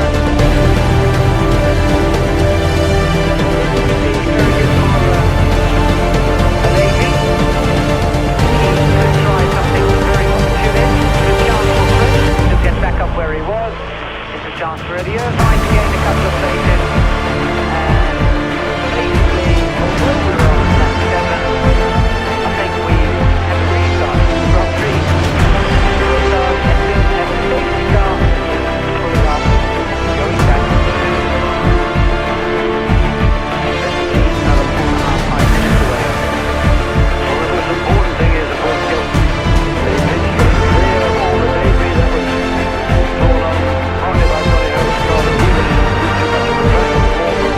Kia Katayama back into the field, the motion now, I think, is pretty clear, and it's just really down to the race director to decide at which point it's safe to allow motor racing to recommence, and it isn't going to be this lap because the safety car once again is going to lead this chain, this snake of cars around for one more lap, and there we see you can get a better view, in fact, of the track, just how much water there is on the left hand side. You can see the mirror effect, whereas the centre of the track, which is probably the most highly cambered part of the track, appears to be reasonably clear. Certainly in terms of standing water, looks to be about the best part of the track. They won't pull off on this lap, they won't pull off on the next lap, at least 2 more laps behind the safety car as far as I can work it out. And that's the box of benefit. It's a Flavio Briatore. Oh, looking down, you can see the ribbons of water coming off both Schumacher, Damon Hill and Sean O'Leary. And that's pretty uplifting. We're up behind the safety car, we're on lap 8. Let's take a short commercial break here on your report. Please rejoin us after that. We're back in Suzuka, back in the race, back behind the safety car. We're on lap 8. The Japanese Grand Prix, the 15th round of the FAA Formula 1 World Championship. Michael Schumacher left the field from the start, Damon Hill right behind him. Then there was Harold Frentzen, who spun off on the second lap, had to take a very long way around the first corner, falling back into 5th position. The safety car is out because of a monsoon rain, and just when that started, Johnny Herbert, Fukio Katayama and Saka Ito, all 3 of them, come on the main straight. Hello, we got a view of the exit of Spoon coming onto the straight, and I would, in fact, the visibility there is absolutely zero because it wasn't the spray that was coming off the wheels of the car, it was that the cloud base at that point of the circuit was on the ground. And I think what we're seeing now is not a problem with the rain, the water on the circuit, it's a visibility problem around the far end of the circuit, the corner that exits onto the straight. Between there and midway where the straight then starts to climb up again and rises, that area is covered in a pea soup fog. That's bad news for all the drivers that want to leave early on a helicopter to Nagoya to go down to Australia, where, as I've been informed, yesterday in Adelaide it was raining as well. Well, whatever rain falls this weekend can't fall next weekend. Top 6, Schumacher, Hill, Alesi, Mansell, Frentzen, Brundle. That's been like that from lap 2. Top 12 being completed by Eddie Irvine and Rubens Barrichello. Irvine, who was in 7th, then spun off. He must have spun off because suddenly he found himself in 11th. Mika Salo, right behind teammate Alessandro Zanardi. And Salo could be a bit of a surprise here this Sunday if he keeps that car on the black bit. Well, currently, of all the new boys that have turned up in Suzuka, he's leading the pack. But he's got Frank Lagorche in the second of the Ligier Renaults directly behind him. But again, Mika Salo, who's raced here for 3 years in Formula 3000, will not maybe feel as intimidated or sort of basically afraid of these conditions as many of other people around him. This is something that you've got to be accustomed to and grow used to when you decide to make your career in motor racing in Japan. And also in Japan, being a racing driver, if you are not prepared to race hard in these conditions, you're not a racing driver, you're a wimp. So with 45 laps to go, we're getting very close to the 2-hour mark if we start racing on the next lap. And thanks very much, Bob. I was trying to work out which other driver we've lost because I couldn't find one. And it's JJ Leto who's disappeared somewhere off the circuit. We haven't seen it, but it's happened on the very first lap because he's not on our Tech Heuer computer. Well, we did see 2 cars. One looked like we couldn't quite identify it, which appeared to be in the pit lane, and then suddenly they cut to a Hideki Noda's car, which was at the end of the corner, the sequence of corners that followed directly behind the pits, and Jean Todt walking back down through the Ferrari pits. And these conditions, in fact, are more akin to those of rallying, which, of course, was a branch of motorsport that Jean Todt rose to fame. And, in fact, he was the successful manager of Peugeot's World Rally Championship team. Flavio, what do you think? Do we need a red flag and maybe stop until the weather gets better, or what do we do? Because we've had 5 laps behind the safety car at the moment, but the safety car rule was put in to have no red flags anymore, and all the problems of restarting a Grand Prix. Well, I don't think we can have another 45 laps behind the safety car, but we should go racing pretty soon. If I look outside of the commentary booth, there is less rain, but this is atrocious. Yeah, this is bad on the straight. This is coming just simply from the wheels and tyres. But in fact, the part of the circuit prior to that has cleared up considerably. But we still have safety car on the track. And coming up to the end of the 9th lap and the start of 10. So there's no indication given anywhere. We just saw Jean Todt walking up to speak to, I presume, to Frank Williams, then Flavio Briatore and Ron Dennis to get their views. And one can only hazard guesses at what the purpose of those visits was. Well, the lights are off now on the safety car, so we're on lap 10, and at the end of the 10th lap, we will be racing here again in Suzuka.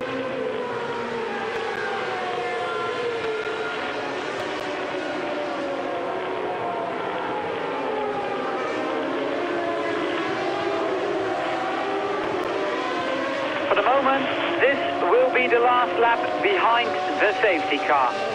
And I say for the moment because it's still grey outside, and if the weather turns bad again, there's no doubt in my mind that the safety car will be on the circuit again. The third time the safety car has been used. I'm just looking at Grand Prix. Alan, I'm just looking at the back of Damon Hill's car, the safety light, the red light, that it's mandatory in a Formula One. Look, well, you can see it in Michael Schumacher's car. Can you see it in Damon Hill's? You can see it on Alesi's Ferrari. It may just be in a slightly obscured part of the car around the back, but that is an area where there could be a small problem for the Williams-Renault team.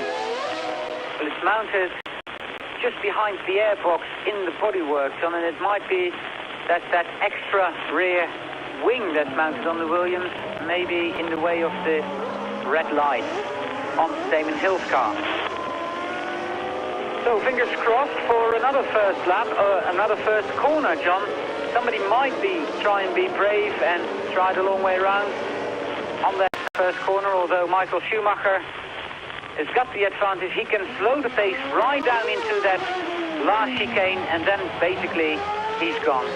Indeed, and I'm quite certain that Michael will use every possible. He will want to put as much distance between himself and the pursuing pack. Now, Damon is very clearly aware of what Schumacher's intentions may be, but of course he can only react after Michael Schumacher's actions, and Schumacher clearly has got the advantage. Of course, it then is a matter of getting into the first corner at racing speed since this heavy rainstorm, and track conditions will be different to those that they met prior to the safety car coming out. So caution is something that will be very, very important indeed. But really behind Schumacher, it's anybody's guess what will happen, as visibility will be virtually zero. Another thing, John, where we see a lot of water here and that part of the circuit, even when the cars are gone, there's a lot of trees around this circuit, and that stops water from being blown away by the little wind there is. Well, it tends to make a circuit feel very spooky because the spray from the tyres goes up into tiny droplets of moisture, and then it just hovers around, and with the wind effect that you get from racing cars traveling at speed, it's not really dissipating. It's sort of just being pushed up in the air, and then it sort of sprinkles back down again. And again, people not so much in the front 2 or 3 rows as we see here, but probably from the midfield back are going to have appalling conditions once again. Michael Schumacher back on the power. Jean Alesi caught napping, and you can see what happened. Damon Hill very quickly indeed sussed what Michael Schumacher was doing, and Jean Alesi fallen back, what, 50 metres? That's secure for Damon Hill. Michael Schumacher leads at the end of lap 10, the start of lap 11, the restart basically of the Japanese Grand Prix. Schumacher leads Hill, Alesi, then we see Nigel Mansell, Heinz-Harald Frentzen, Martin Brundle, then a big gap to Mika Häkkinen, Gianni Morbidelli, and we should see Gerhard Berger, Mark Blundell, and the rest of the field. Eddie Irvine accelerating hard. Behind him should be teammate Rubens Barrichello. That is the situation, but drivers taking things very easily down the main straight here at Suzuka. Lagos being overtaken by Eric Comas after start-finish. I think there are people actually not using full throttle down the straight. Well, I would think that's very sensible, particularly on the restart, because they don't know, as I mentioned a few seconds ago. And there we see Frank Lagos paying the penalty of being maybe a little bit too ambitious. Contact with the barrier, left rear looks to me to be damaged, and that in fact, and there's 3 cars out. That's Pierluigi Martini in his Minardi, and they're the second, Michele Alboreto in his Minardi Ford, driving off the track. I don't know where he thinks he's going to go other than try and park it in safety, but his car is driving. There doesn't appear to be any problem with that car, but maybe he's just decided, look, this guy, I'm not in Formula One to drive, and this is not Formula One. This is just something that's, well... And if he does go touring cars, at least he's drying his tires on. 2 Minardi Fords out along with Frank Lagos in his Ligier Renault. And it looks to me that Michele thinks he got punted up the rear, and he's just giving that sort of familiar Italian sign to his teammates, believing that it was Pierluigi Martini who was responsible. But look at the gap, the lead of Michael Schumacher. Here we see just about, there it is, and a big impact from behind. Now and Gerhard Berger, his engine as he came past the pits at the restart sounded like it was missing 4 or 5 or more cylinders, so no big surprise Gerhard Berger hasn't made it round. So retirement 9 so far on lap 11, while Michael Schumacher just completes that 11th lap. He now has a very big gap over Damon Hill, 4.8 seconds. And now, as we speak, the rain again heavier and heavier at start-finish straight. So when we've just had this restart, the weather looked like it had stabilized. Now rain falling, not as heavy as the monsoon rain we had some 20 minutes now ago, but sufficiently heavy. And the gap at the end of lap 11, almost 5 seconds. That was the amount of space that Michael Schumacher was able to open up between himself and Damon Hill in second place. But I think Damon has done the wise thing. He's not trying to challenge Michael Schumacher in exceptionally difficult conditions.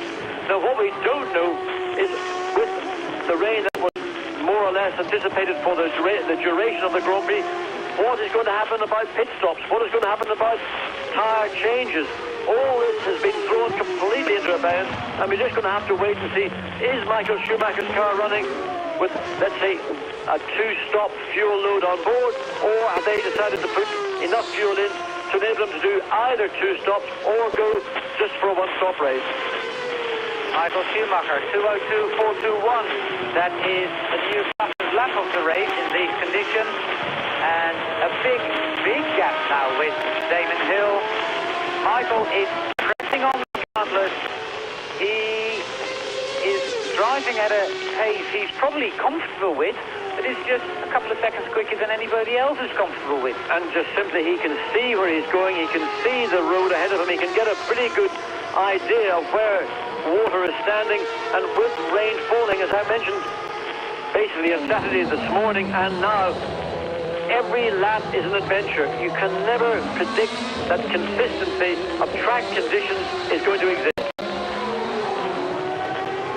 The gap, Frentzen to Mansell, 0.3 of a second. Frentzen to Brundle, 1.2 seconds. But where's Frentzen gone at the end of lap 12? Is he past Mansell, or is he still right behind him? He's still behind him.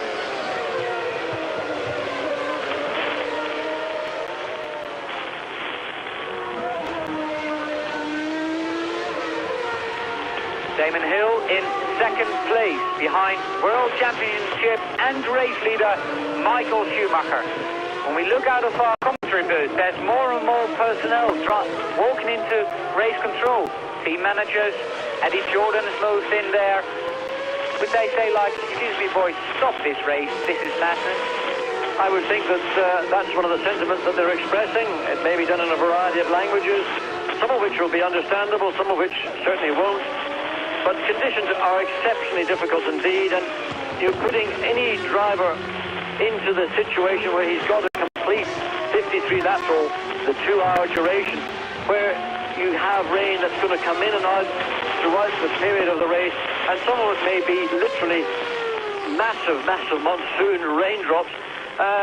There may well be a move to put a safety car back out, or to postpone the race, red flag it, until conditions can be maybe considered more stable.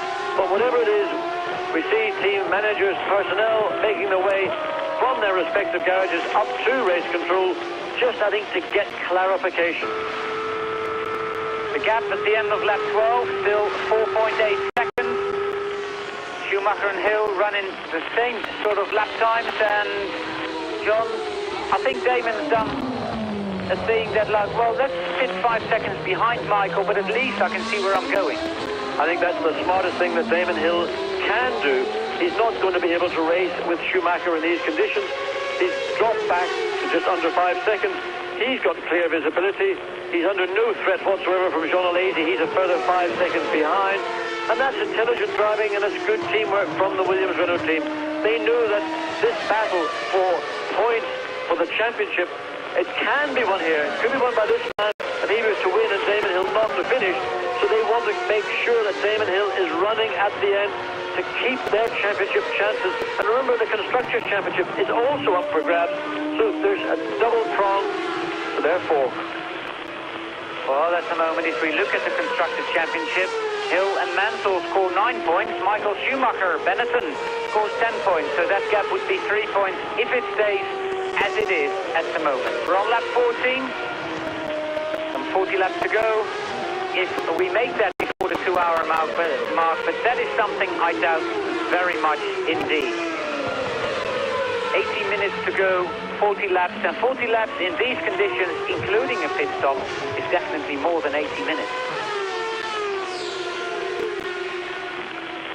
Now, if we were to get another safety car period, John, that would definitely change all the thinking teams have done before the race.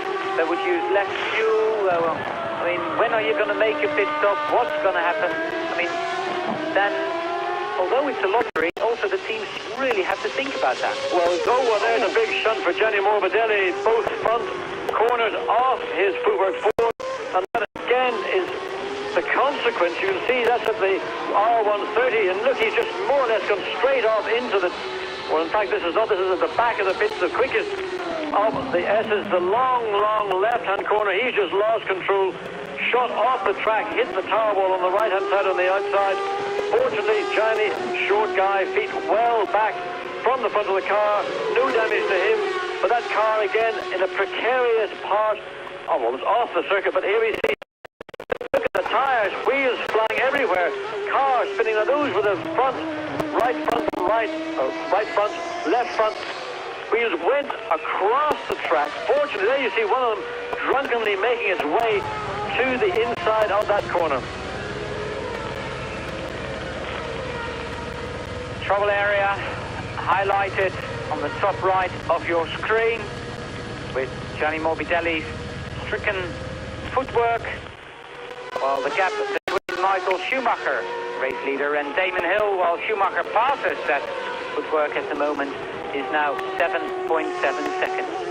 I have a feeling, John, シューマッハ、闇夜のような鈴鹿を行く。しばしセーフティーカーが入ったが、再びレースが再開されるとシューマッハは一歩抜け出した。ベネトンの戦略は今回2回のピットストップを予定していた。それ以上はウィリアムズの動きを見て決める。そんなシューマッハの思惑を突き崩す事件が発生した。14周目、マーティン・ブランドルがオフィシャルを跳ねてしまったのだ。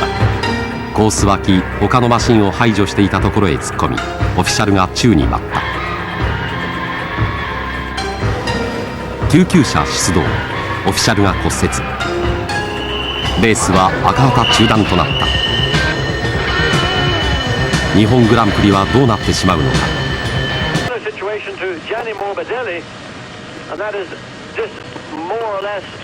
Where the pit lane starts, if you go about 100 yards behind that, now marshals crowding onto the track, waved yellow flags, very courageous indeed, because those waved yellow flags are appearing before the stationary red flag is out.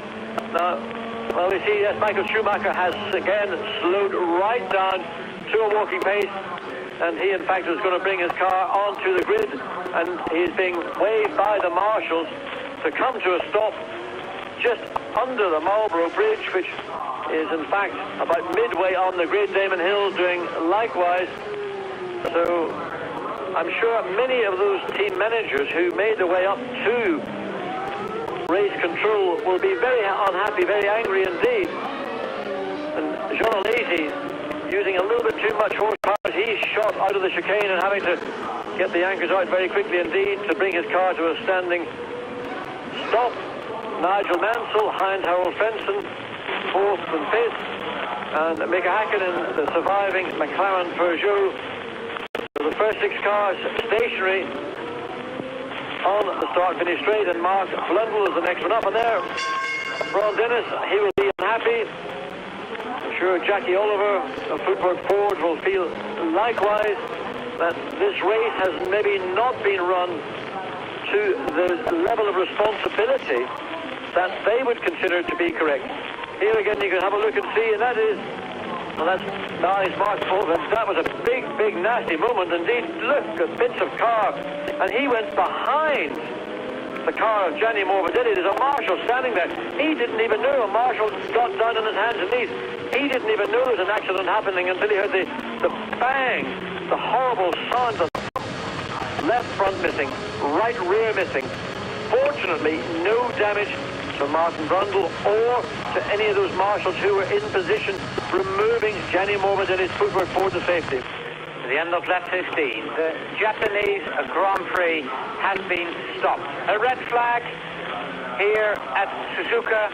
Mika Häkkinen running back to a place that's dry. Is he running back to the stewards? ハッキネンはタワーへ直行。ドライバーのほとんどが中止を望んでいた。アレジもむっつり。だがチャンピオンがかかっているシューマッハは是が非でも走りたいと訴え、クリスチャンは後ろで呆れ顔。ヒルはじっとコックピットでレース再開を待ち続けた。ブリアトーレがレースディレクターに早く再開しろと詰め寄る。25分の中断の後、再び対決の図式へ。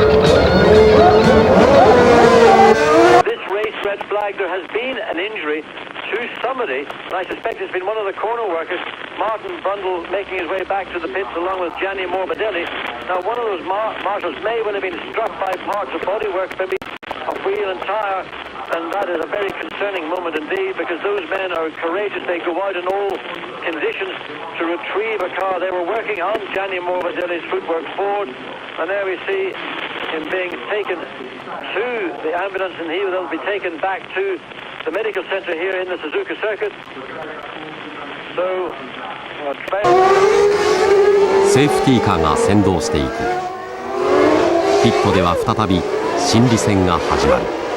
We've had 13 official race laps at the Suzuka circuit, and the classification after 13 laps is Schumacher, Hill, Alesi, Mansell, Frentzen and Brundle. The gap between Schumacher and Hill is 6.863 seconds. Of course, Brundle is out of the Grand Prix. Thank you, John. Häkkinen, Morbidelli, Blundell, Irvine, Barrichello and Panis. While Morbidelli is out as well, Fittipaldi, Zanardi, Salo, Comas, Brabham and Gerhard Berger, who stopped as well. So out of those 18, 3 drivers will not take the restart. So we'll see 15 cars for the remainder of the Japanese Grand Prix. For the first time since the Italian Grand Prix, we've seen a red flag. Of course, the Italian Grand Prix, when Eddie Irvine ran into the back of Johnny Herbert and then started that chain reaction that stopped the race.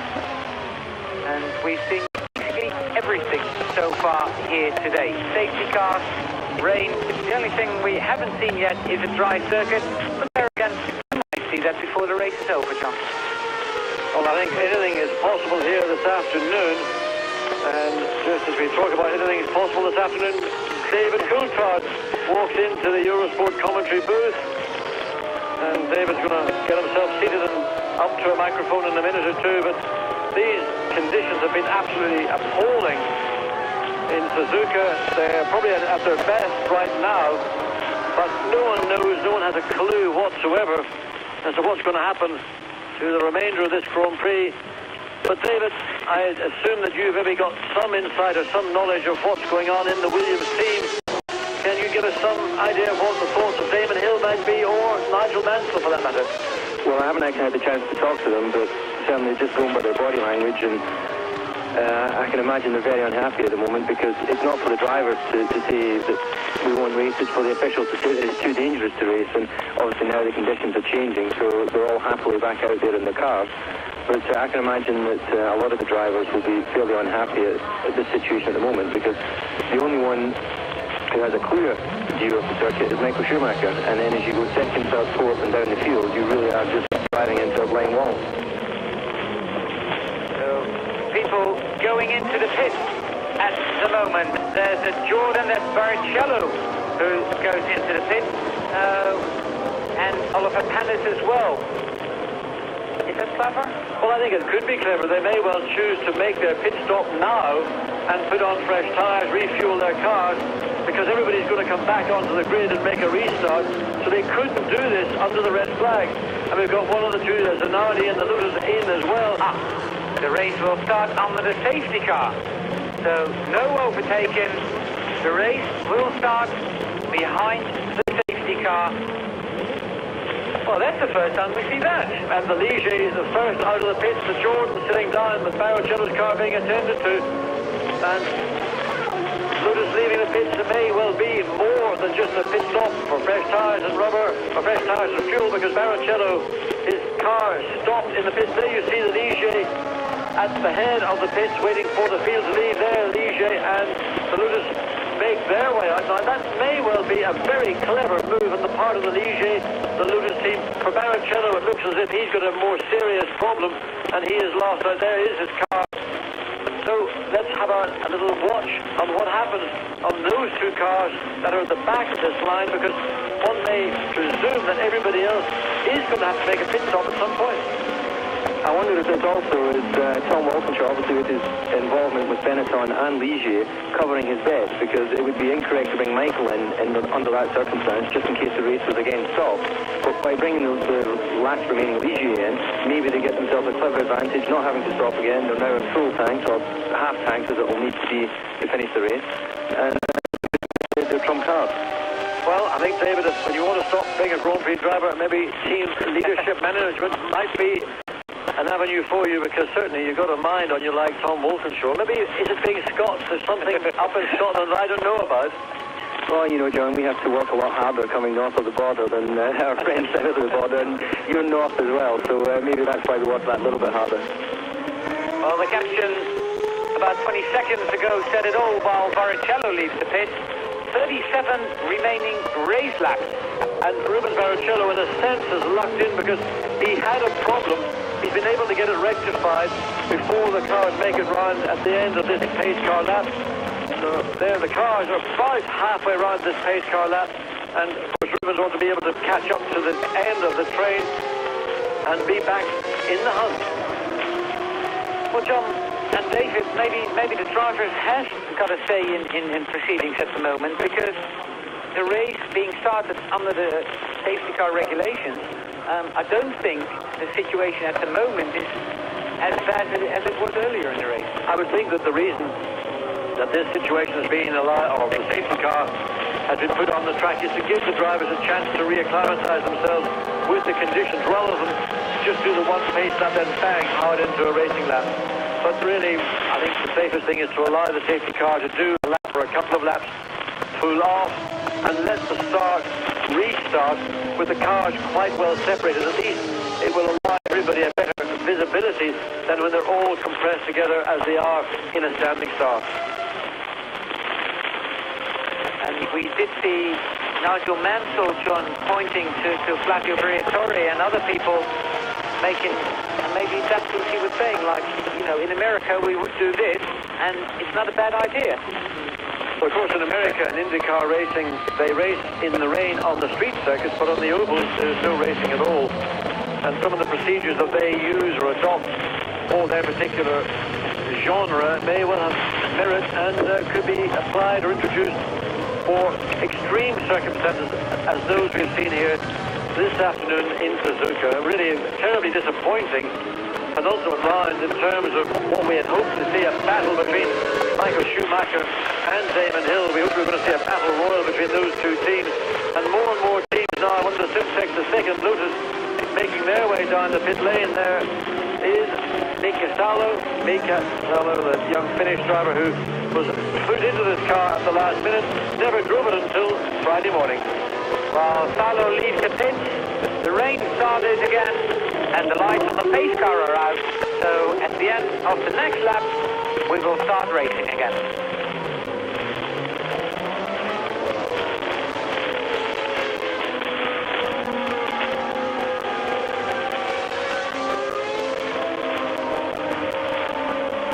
The lights on the pace car are out. That means at the end of the next lap, with 35 laps to go, we will have the third start of the Japanese Grand Prix, or the second restart, whichever way you want to look at it.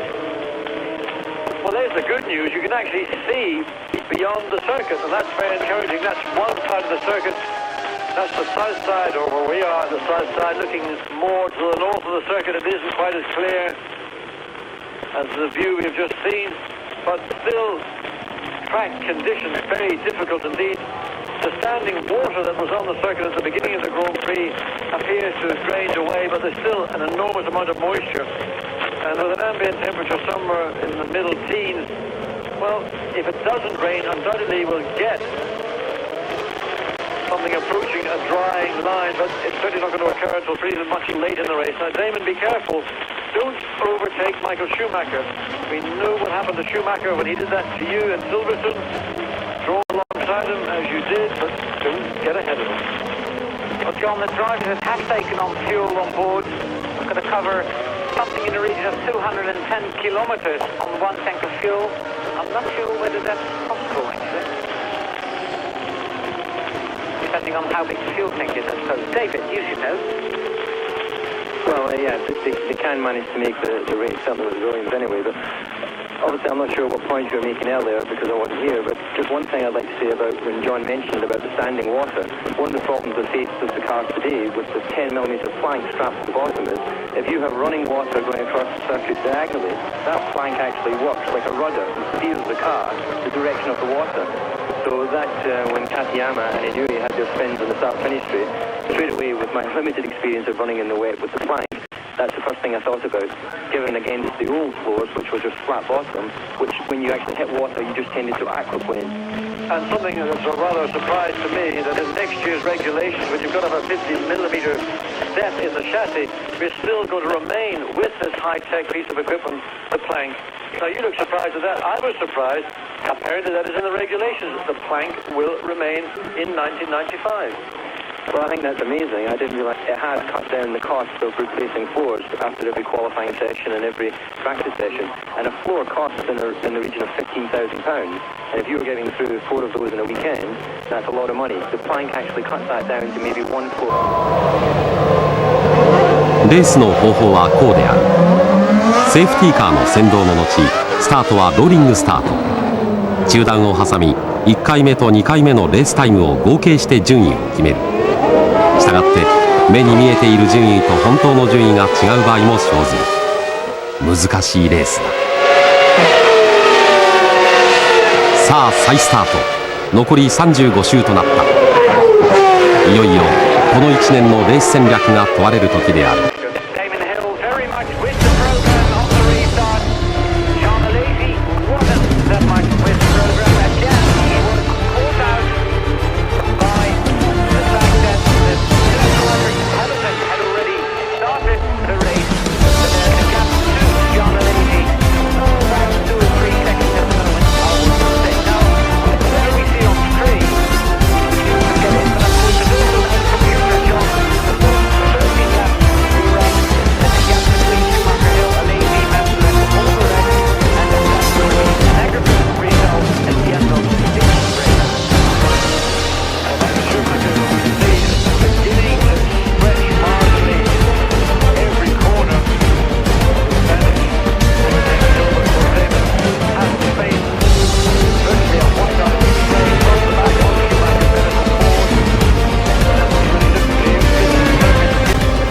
シューマッハは今ヒルに対して合計7秒のリードを保っている。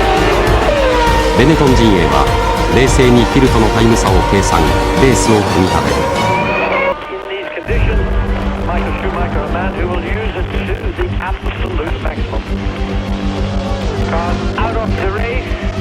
First retirement incidentally was Johnny Herbert, Katayama and Inui followed.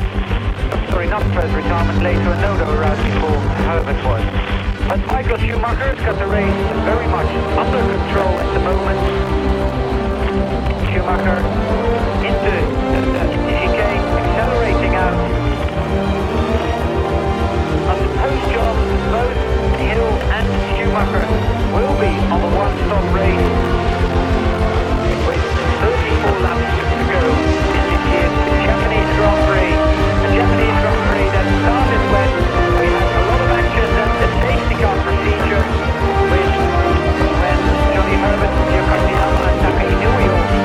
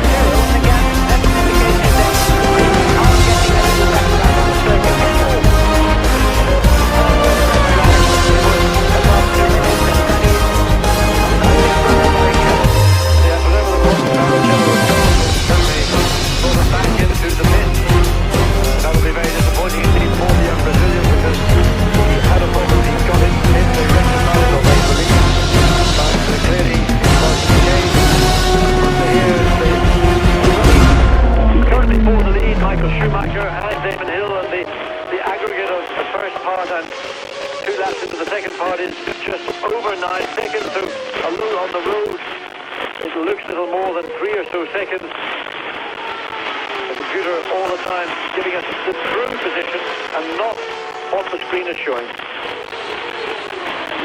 Schumacher Hill, then the big gap to Jean. Flames coming out of the back of that exhaust. A lot of wheel spin. Trying to get 800 horsepower to work for you. And Michael Schumacher 157.285 on that lap. Again being quicker. David Hill 157.966. Jean Alesi 2005. Again, Schumacher and Hill in a class of their own, with Schumacher just a little bit faster at the moment.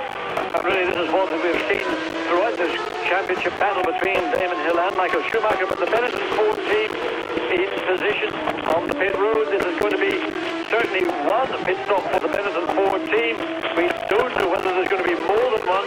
What Benetton may well do is decide to, rather than risk more than that, we will put all the remaining fuel into our car and then Schumacher then run to the end.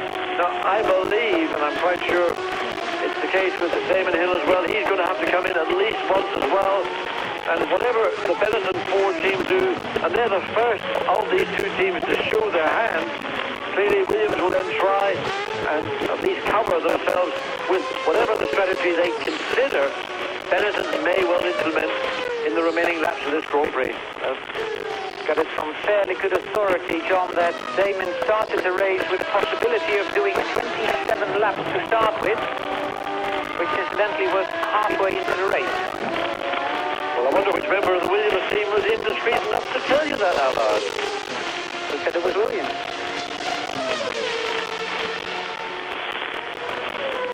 Well, Michael Schumacher is still leading the race. Is he getting into the pits, or is he staying out? He's getting into the pits. Michael Schumacher, the first of the top 6 to make a regular pit stop to get on board a new set of Goodyear wet weather tyres. And also be very careful. The pit lane itself may be considerably... 残り31周、シューマッハが1回目のピットに入ってきた。これでヒルが1位となる。しかし軽い車で追えば絶対に追いつく計算。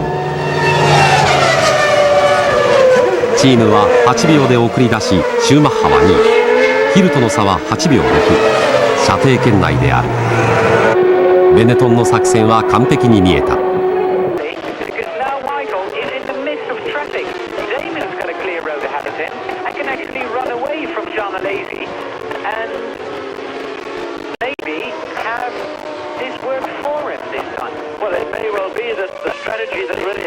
Very much the domain of the Benetton Ford team this year will turn around for Damon Hill and for Williams Renault.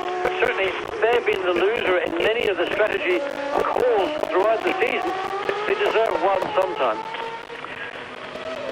The gap on our computer screen was 8.67 seconds, and Barrichello is the 11th retirement of the Grand Prix. At the end of lap 17, it's all over for the young Brazilian. And we now have 14 cars running. The last of the runners is David Brabham in the Simtek 4. But this man, at the moment, is leading the Grand Prix on the road. And I think he's far enough ahead to be leading on aggregate as well, John. Well, of course, it'll all level out when we had Damon Hill come into the pits for his stop. Of course, the time gap between Damon and Michael Schumacher was much greater than that we saw on the track. But until Damon comes across start-finish line, and whoever is in second place, whether it is Jean Alesi, Nigel Mansell, we don't know. But Michael Schumacher certainly drawing the track amongst Alesi, Mansell and Heinz Harald Frentzen.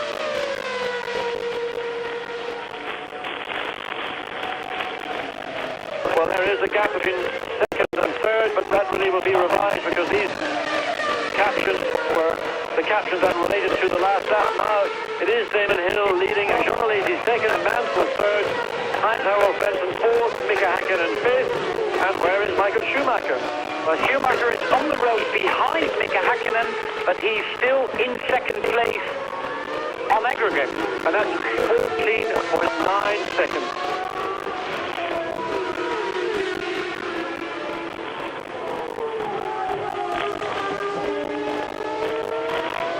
We've seen the first of the regular pit stops. Michael Schumacher has made it on at the end of lap 18. At the end of lap 90, he's 14.973 seconds behind Damon Hill on aggregate. Damon Hill is far ahead of the field, but of course because the race was stopped, it all gets nice and confusing, John. Well, we're talking something like 24, 25 seconds.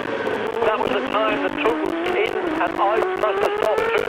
But here's a battle going on between Jean Alesi in third, Nigel Mansell in fourth, and Mansell really is no man tougher on the circuit to battle with than Jean Alesi.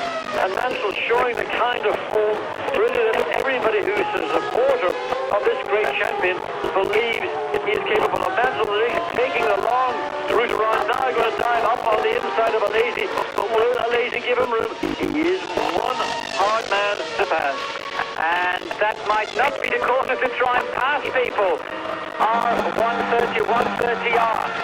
And Mansell again behind Jean Alesi in the Ferrari. On the road they're very close together. In reality, Mansell is 5.4 seconds behind Jean Alesi. But where's Michael Schumacher on the road? That is the big question. The Williams team still not making any attempt on doing a pit stop for either Damon Hill or Nigel Mansell. And there's another car in the pit, that's Heinz-Harald Frentzen with 30 laps to go. Where is Michael Schumacher? Schumacher cross start finish now. He is 18.7 seconds behind Damon Hill, and he lost 4.5 seconds on that lap. That is traffic, Allard. That is traffic. But Damon Hill obviously has to take full advantage of the clear track, precisely what Michael Schumacher had the advantage as well. And there we're going back to this battle, the third and fourth between Alesi and Mansell. Mansell looking all around the back of that Ferrari. And Jean Alesi, unquestionably one of the most difficult men in Formula One to concede position. And Mansell, I'm sure, once he gets a feel, and the place that he appears to have an advantage is from here, around this very long path on the right-hand corner leading into the double apex left-hand spoon corner. Mansell takes a different line into the corner, gets himself positioned on the exit, and accelerates marginally earlier than Alesi, but the Ferrari top speed is high. Ferrari top speed has always been very high indeed. Mansell there, struggling for grip, trying to get underneath that gearbox. He's further behind Jean Alesi than he was on the previous lap, showing himself in the mirrors, but Alesi probably doesn't really care. Well, Alesi is also mega late on the brakes, and Alesi, thought for a second was going to come into the pit, but he was just protecting the inside line to stop Mansell forcing his way down, and of course Nigel then had to stay out to the left. Alesi has the advantage once again through the chicane, and Nigel, you can see, fighting to get the power down, to get traction to the rear wheels as Alesi sprints away, all the way down into turn one. Damon Hill, 2 seconds a lap quicker than Jean Alesi, the man he leads by 21.7 seconds. Michael Schumacher is on the road, still second, but again losing 3 seconds to Damon Hill. This is not what Schumacher wanted. Now, I wonder, John, did Benetton go for a two-stop race? That's why they had to make, otherwise I don't understand why they brought him in now. Well, they put in 8 seconds worth of fuel, and that, in my view, would not be sufficient fuel for the laps remaining. Well, we're just going to have to wait and see, because it was Damon Hill, you predicted lap 27, Mark Blundell, he is exiting, and there's an 80-kilometer speed limit, by the way, in the pit lane here this afternoon. But we don't know what point Damon Hill is going to come in. You say 27, we're on lap 22. So when Damon makes his stop, he then, of course, is going to drop back into the melee that Michael Schumacher himself is being bogged down in. Well, lap 27, but John, there's, of course, a couple of laps we've run that have been deducted from our screen. Out of racing laps, I think we're on lap 25, but then, of course, less laps because the race has been restarted. He is the fastest man on the circuit. He did that on lap 20, a 1:56.9 for Damon Hill, 56.912 to be exact. He's not going to come in this lap at the end of lap 22. Let's see what the lap time is, and what's more important, the gap between Michael Schumacher and Damon Hill. Well, the days of yore forces way past, but on his return to Formula One, the thing that he is having to relearn is to race in a Grand Prix car. Being fast, and he's shown us here this weekend, is only one part of the story. It's being able to use that car in a racing condition. Alesi, completely familiar with his Ferrari in all conditions. Nigel, illustrating a degree of caution, of prudence, certainly. I think it's sensible. Alesi now being quicker. And quicker, the gap is 23.475 seconds, and for the first time on aggregate, John Alesi holds second place, half a second ahead of Michael Schumacher, who is now back in third position. Mansell is fourth, although we see only two cars.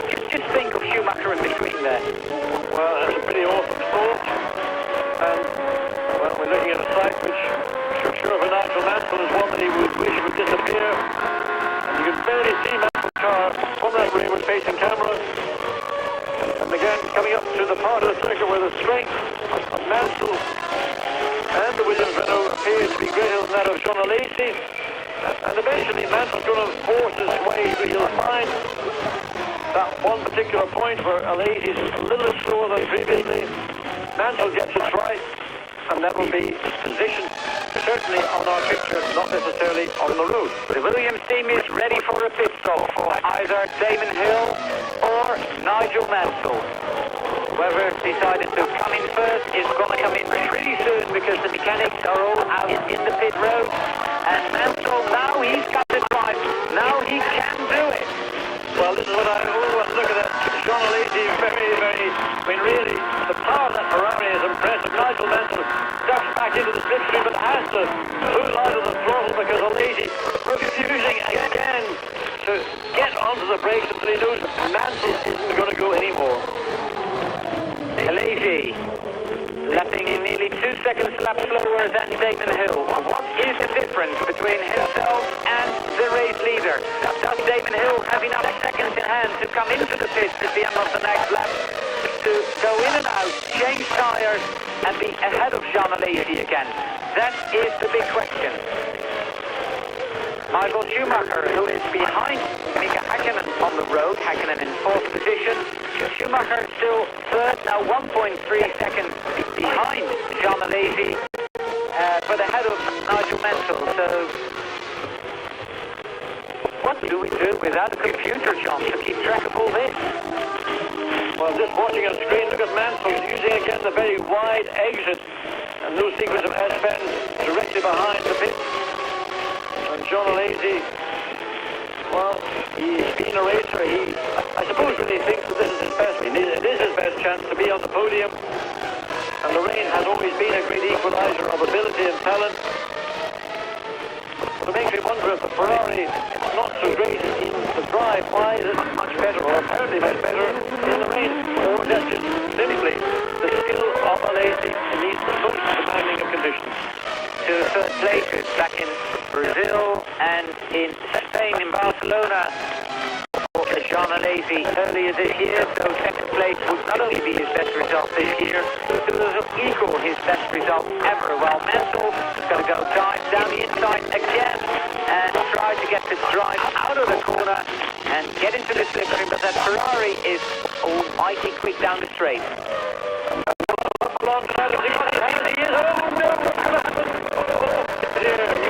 What a moment, and that was blind courage on the part of Nigel Mansell. And I don't know what to say about Jean Alesi. I mean, courage on a level which you rarely see. Mansell, under most normal circumstances, would have expected Alesi to concede. The word does not exist in Alesi's vocabulary. New fastest lap of the race by Damon Hill. 1:56.597, and again being 2 seconds a lap quicker than Jean Alesi, who still has Nigel Mansell right behind him, although on aggregate that is more than 5 seconds. Schumacher in third position, 2.7 seconds behind Alesi. So Häkkinen is fifth, Mansell fourth, of course. Irvine moves into sixth position, Frentzen 7th, 8th. Where's Frentzen gone? Fittipaldi is now 7th, 8th Frentzen, 9th Blundell, 10th Comas. That is the situation here at Suzuka. This is the top 6 after lap 24. We're on lap 25.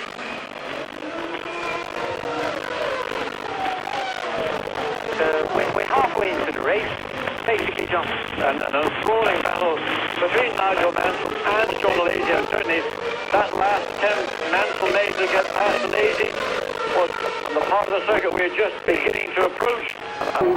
コース上ではアレジ対マンセルのバトル。お互い自分が3位なのか4位なのかはよくわからないが、目の前にいるやつを抜くのがレース。ナイジェル・マンセルまだ並びかけた。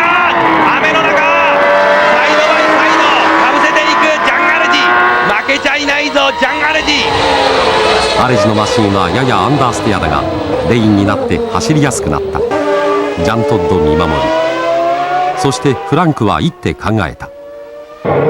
ヒルがピットインしたのはレースを全体で見た真ん中残り25周のことであった。ウィリアムズは時間をかけたっぷりと給油した。9秒2、ここに鍵があった。パトリック・ヘッドはベネトンの手の内を読み取った。そして賭けに出た。一方ベネトンはピットストップを2回と決めていた。ウィリアムズもそうするだろうという読みもあった。しかし嫌な予感がする。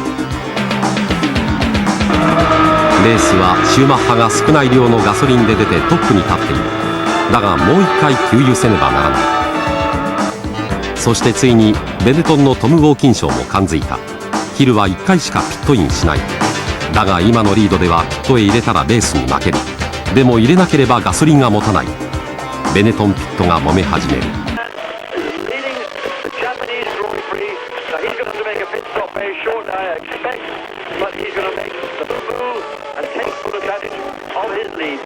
Of course, John, on aggregate results, it's still Nathan Hill or Michael Schumacher leading the Japanese Grand Prix, while the McLaren team is now ready for pit stop.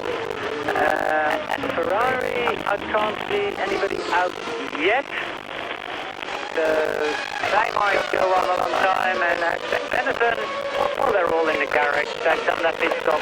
Schumacher can probably finish the race on the amount of fuel he's got. The Williams team is still out there, so I suppose Mansell will come in very shortly indeed. And Damon, in fact, you can see how much he's dropped back on that lap, but again, he's on fresh rubber, but with more fuel on board.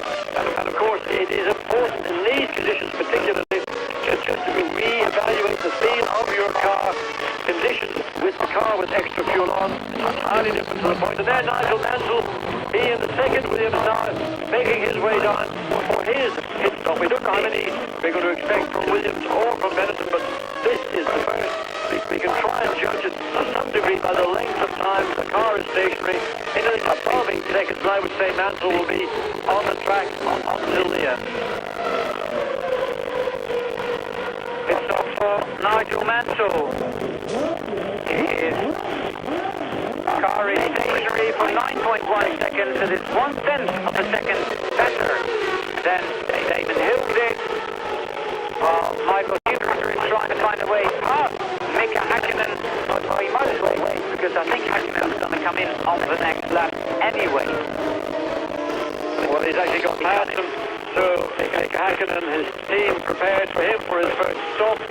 And not Michael Schumacher really going to get his head down. He got bogged down very badly indeed as he returned to the circuit after his first stop.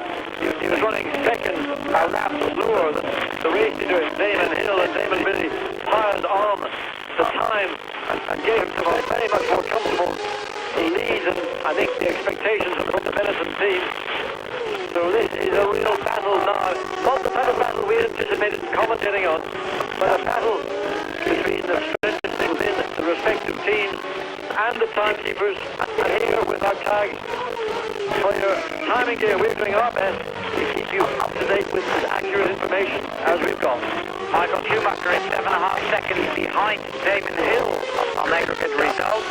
Hill and Alesi are 1.911 seconds apart.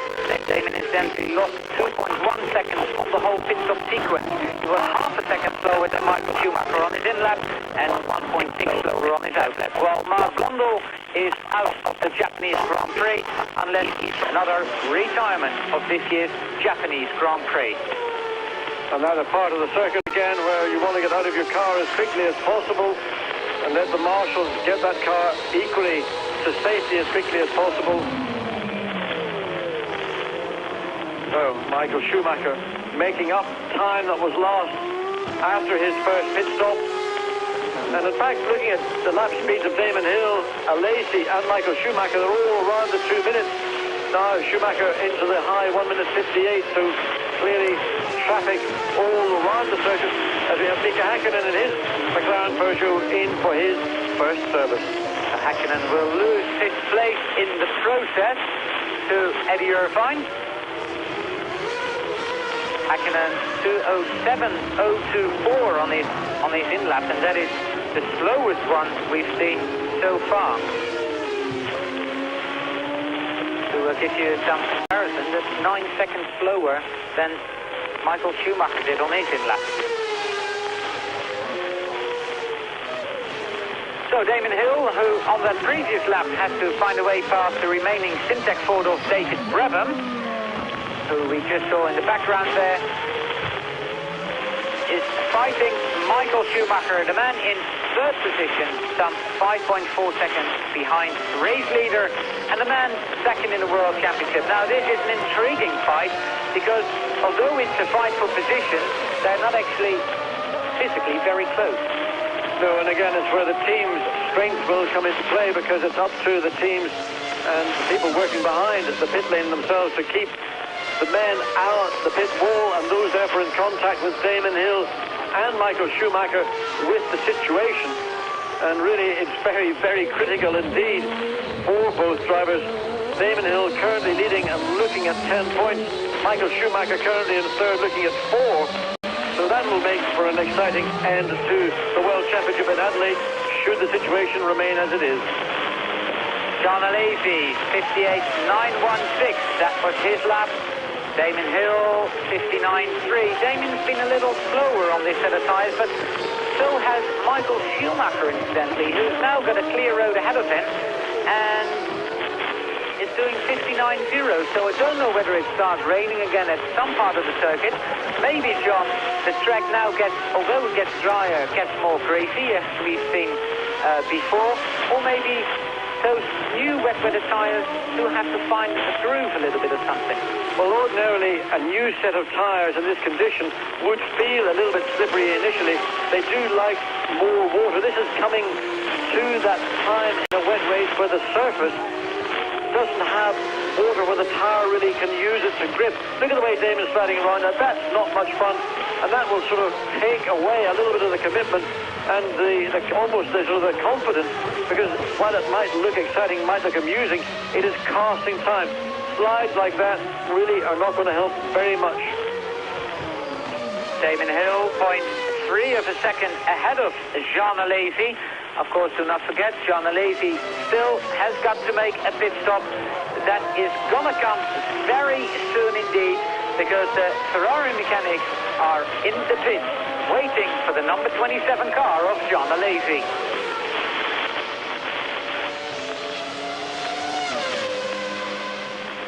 By the time we get back to start-finish, we're at the end of lap 28. 21 laps to go, I think, by the time we finish this lap. So 21 laps to the end of the Japanese Grand Prix. 5.8 seconds between Schumacher and Hill, while Jean Alesi is in the pit. There he is, the number 27 car in the pit. It's Damon Hill leading the Grand Prix again. 59.077 was his lap time.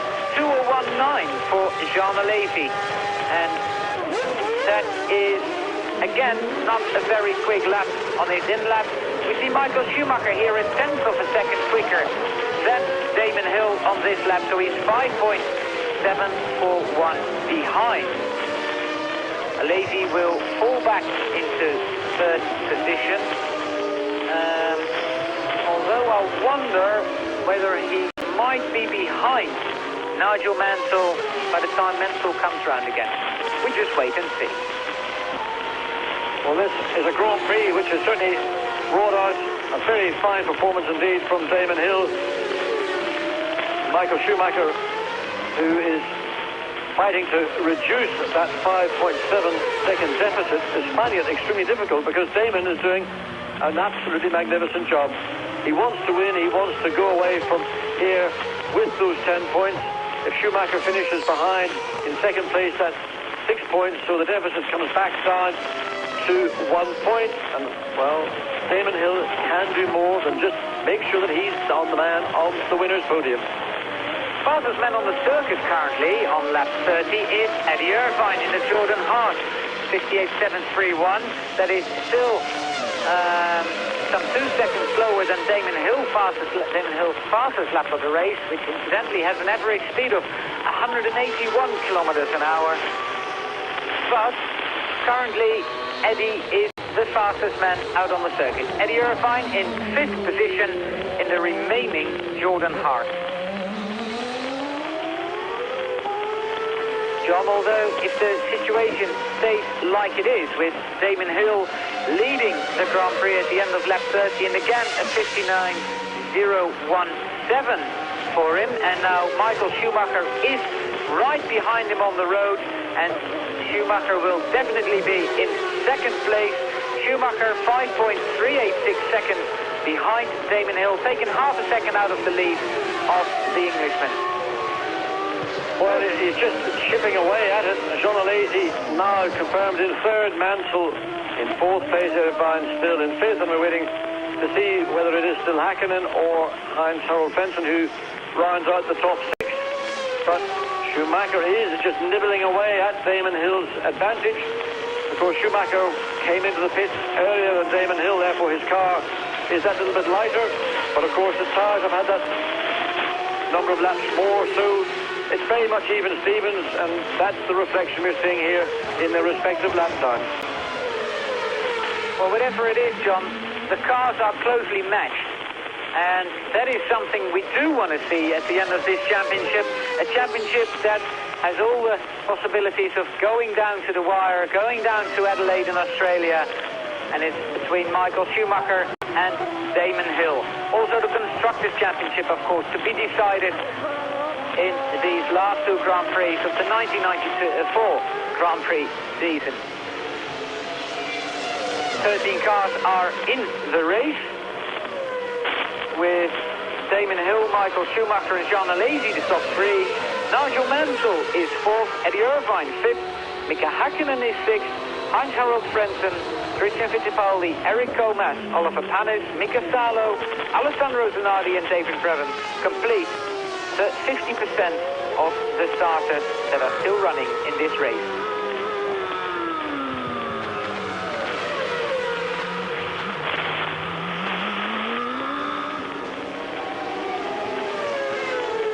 .58.735 for Damon Hill. Michael Schumacher counters on that lap with a 58.6, so that's a tenth of a second. What's more worrying for Michael Schumacher is that Eddie Irvine's right behind him. Irvine lapping 0.6 of a second quicker than Michael Schumacher, and although Eddie is a good 45 seconds behind Michael Schumacher in reality, he is getting closer to the German, and I'm sure Eddie wants to pass him when he gets to him. Well, we've seen what happens here in Japan when Eddie Irvine gets involved with the lead of Grand Prix. Last year he was the centre of controversy, but Irvine currently lapping indeed the quickest man on the circuit, and this is a very fine performance indeed from the young Oosterman on a circuit, of course, which he calls his home Grand Prix. Eddie Irvine, who spent many years in Japanese Formula 3000 so has Mika Salo. And Salo keeps, even this morning, John, he said to me, these cars are so light to drive, it's unbelievable. He said, especially in the wet. He said, it's not, they are hard to drive, but physically, he said, you can send me out all day, no problem. 35 laps completed. We're on lap 32. The gap between first and second is 5.28 seconds. Alesi, Mansell, Irvine and Häkkinen complete the top 6. Top 12 completed by the Lotus drivers Mika Salo and Alessandro Zanardi. And last runner is David Bradham in 13th. Incidentally, it's told that Mika Salo will drive the Lotus in Adelaide next weekend as well. Just watching Michael Schumacher, he looks to me to be really struggling for grip all around the circuit. And the car appeared to me when the circuit was much wetter, it looked to me to be more convincing. He seemed to have a greater advantage in terms of the speed of the car. Now, as the track is getting, let's say, more slick, certainly more greasy, he doesn't seem to have any more advantage. The gap, of course, now, he has gone on that last lap just under a second faster than Damon Hill, down to 4.4 seconds. Whatever happened on lap 32, he found a bit of extra speed. Another man that's got a fine speed is Nigel Mansell, who runs very wide on that corner. I don't know whether that was done intentionally. I would say that was a momentary lapse, and Nigel gathered it all back up again, and well, he's coming close to the man with whom he's been battling throughout this Japanese Grand Prix, a man he would have overtaken during the pit stops. Well, Formula One is tough, and nothing comes tougher than Jean Alesi. Mansell a second quicker than Jean Alesi on that previous lap. Damon Hill, as John said, 9 tenths slower than Michael Schumacher, but the gap 4.4 seconds, 26.49 between Alesi and Schumacher. Alesi and Mansell got 6.995. Mansell's got 12.3 seconds over Eddie Irvine, but Irvine is nearly a second quicker than Nigel Mansell at the moment. Also, Irvine running ahead of Mansell on the road, incidentally.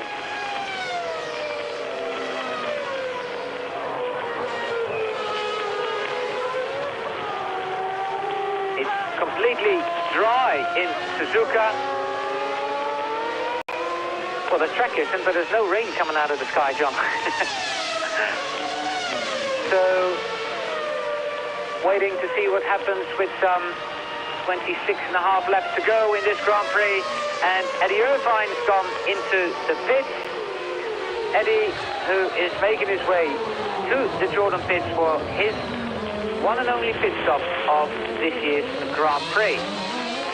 Michael Schumacher, again a second quicker on this lap than Damon Hill. Both drivers having a clear road ahead of them. And Schumacher basically doesn't need to overtake Damon Hill. He's just got to get within that window of time he had. Well, a good stop from the Jordan team. Irvine back out. And the one-stop strategy, he pulls back onto the track, just getting in ahead of David Brabham, and that's a little bit of a relief for Eddie Irvine not to have to find a way past the Simtek Ford. And the one-stop strategy, and Nigel again using the long way around the corner, but in fact almost getting into trouble in the process.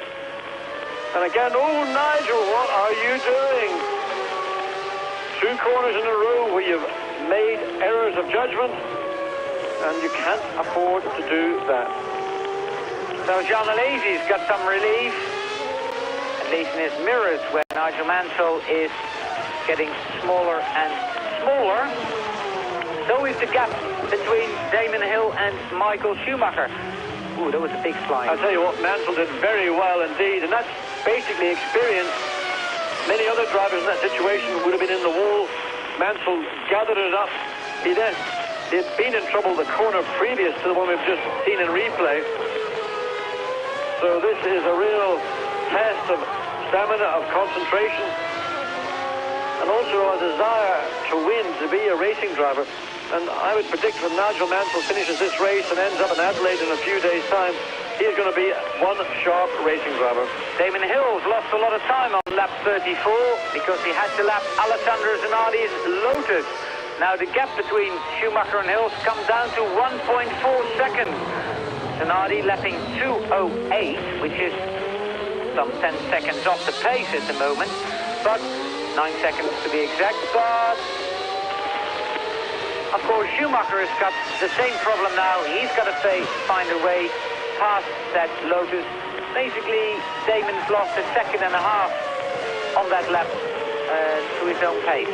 Well, traditionally Damon has been not as incisive in overtaking as Michael Schumacher, but in these conditions I think that prudence and caution is a very sensible emotion to use in these very, very hard and demanding circumstances. Here we see in Suzuka, but Michael Schumacher, well, we have to maybe get a little glimpse to see whether he can use the parts of the circuit where his strengths are at the greatest and not get lost, get trapped into the pace at Zanardi, which was a very slow pace by that of the race leader, and therefore can continue this battle with Damon Hill. Oh, and Damon, a little bit of a slide in Spoon Corner. There you see the difference between them on the road.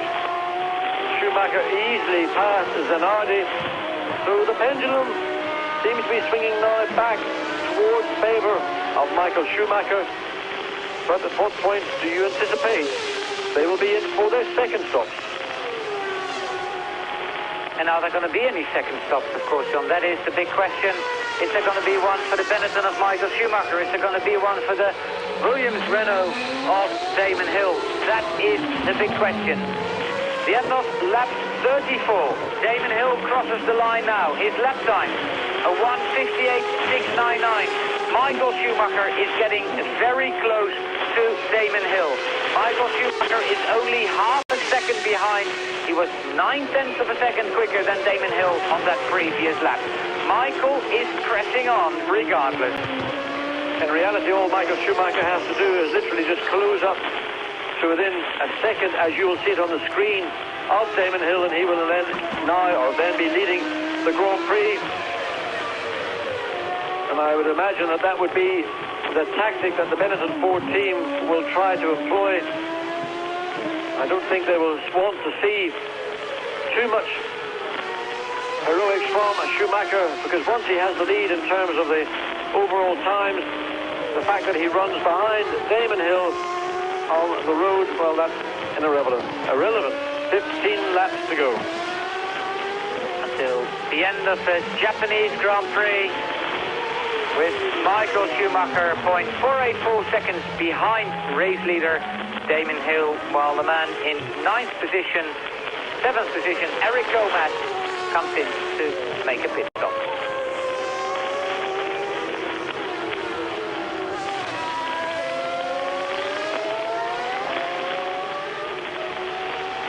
So just over 14 laps to go in this year's Japanese Grand Prix. 14 nail-biting laps. Nigel Mansell very late on the brake. Well, what happened was a lazy came out of that little right-hand curve, ran very, very wide.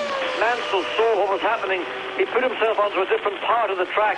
He took a very round the outside of the corner line, trying to get some advantage to get himself closer to a lazy as they come down to this, the favourite part of the circuit for Mansell to mount a challenge on a lazy. But of course, again, in the case of these pair, Mansell, if he overtakes a lazy, will still be behind him overall. He'll have to then draw out something like 5 or more seconds to ensure he is in third place. New race leader Michael Schumacher leads Damon Hill by 1.1 seconds. The end of lap 36. Michael Schumacher has retaken the lead in this year's Japanese Grand Prix, lapping a second, 1.6 seconds quicker than Damon Hill at this moment. And Michael does not need to do anything more unless he has got to go in and make another pit stop. Jean Alesi lost a lot of time on that lap, 2:0.05, suddenly a long, long way off the pace. Well, Mansell and Alesi have had this battle more or less for the entire Grand Prix, and the view looking back, and that's pretty much what Mansell will see, nothing but grey with a bit of a red shape of Alesi's Ferrari. This part of the circuit, the long sweeping curve is directly behind the pit complex in Suzuka. No way to pass here whatsoever. And we're back to race leader by 1.1 seconds, Michael Schumacher. Of course, it's a funny way, maybe funny feeling for Michael Schumacher leading this Grand Prix, because on the road he is behind that car number 0. There we see Damon Hill ahead of him. Damon and Michael, and if it would stay like this, the gap between the man driving for this man and the man driving for, well, we just saw his gap, Frank Williams, the Michael Schumacher and Damon Hill, of course, will be 9 points by the time we get to Australia, and then it'll take a little miracle for Damon to win the World Championship. Well, Michael Schumacher's got Mika Salo between himself and Damon Hill on the road, and that's a way that Michael Schumacher could lose the lead of this Grand Prix, because he'll have to find a way past this Suzuka specialist as well. Damon Hill having successfully achieved that, but the gap between Schumacher and Hill extended to further seconds, and that was really just because of Mika Salo, who's doing nothing wrong at all, but there are points on the circuit where passing is possible, and here it is one of those that, well, unless Salo moves over, and he's done so, and a very good use indeed of the mirrors from this Formula 1 debutant, and that's a man maybe we could see a great deal more of in Formula 1 in the future, if he's got a good enough brain to be aware that the race leader is coming up to lap him in these conditions. That's a guy I would like to see in Formula 1, and maybe less of some of the other ones who are there simply because they've got a big bank balance. Oh, John, let's not forget, in 1990, Mika Salo was fighting with Mika Häkkinen for the British Formula 3 title. And really, in many respects, it was a great loss that Mika wasn't able to finalise a programme. He had a programme with Paul Stewart Racing to be in 3000, but that evaporated, and his options were rather restricted. He chose Japan. Taken him 3 years to get into Formula 1, and here he is.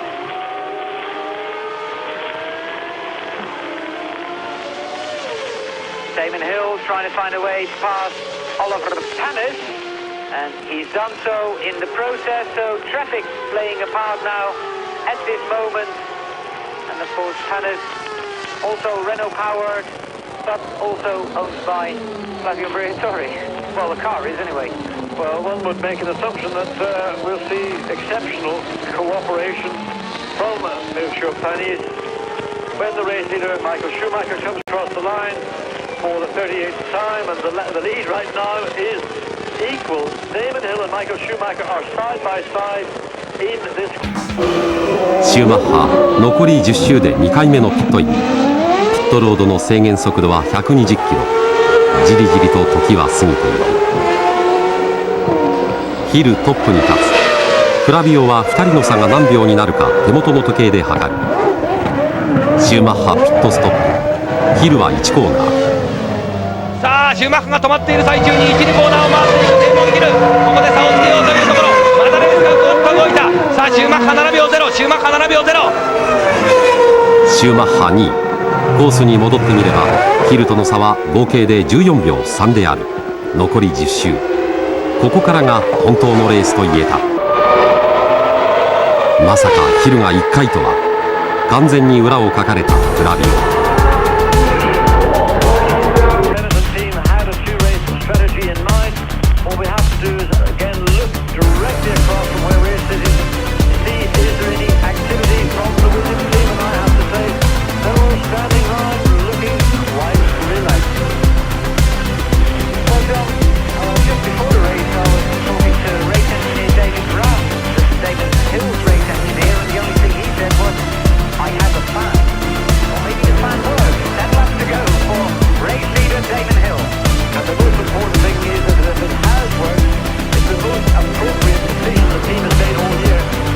Important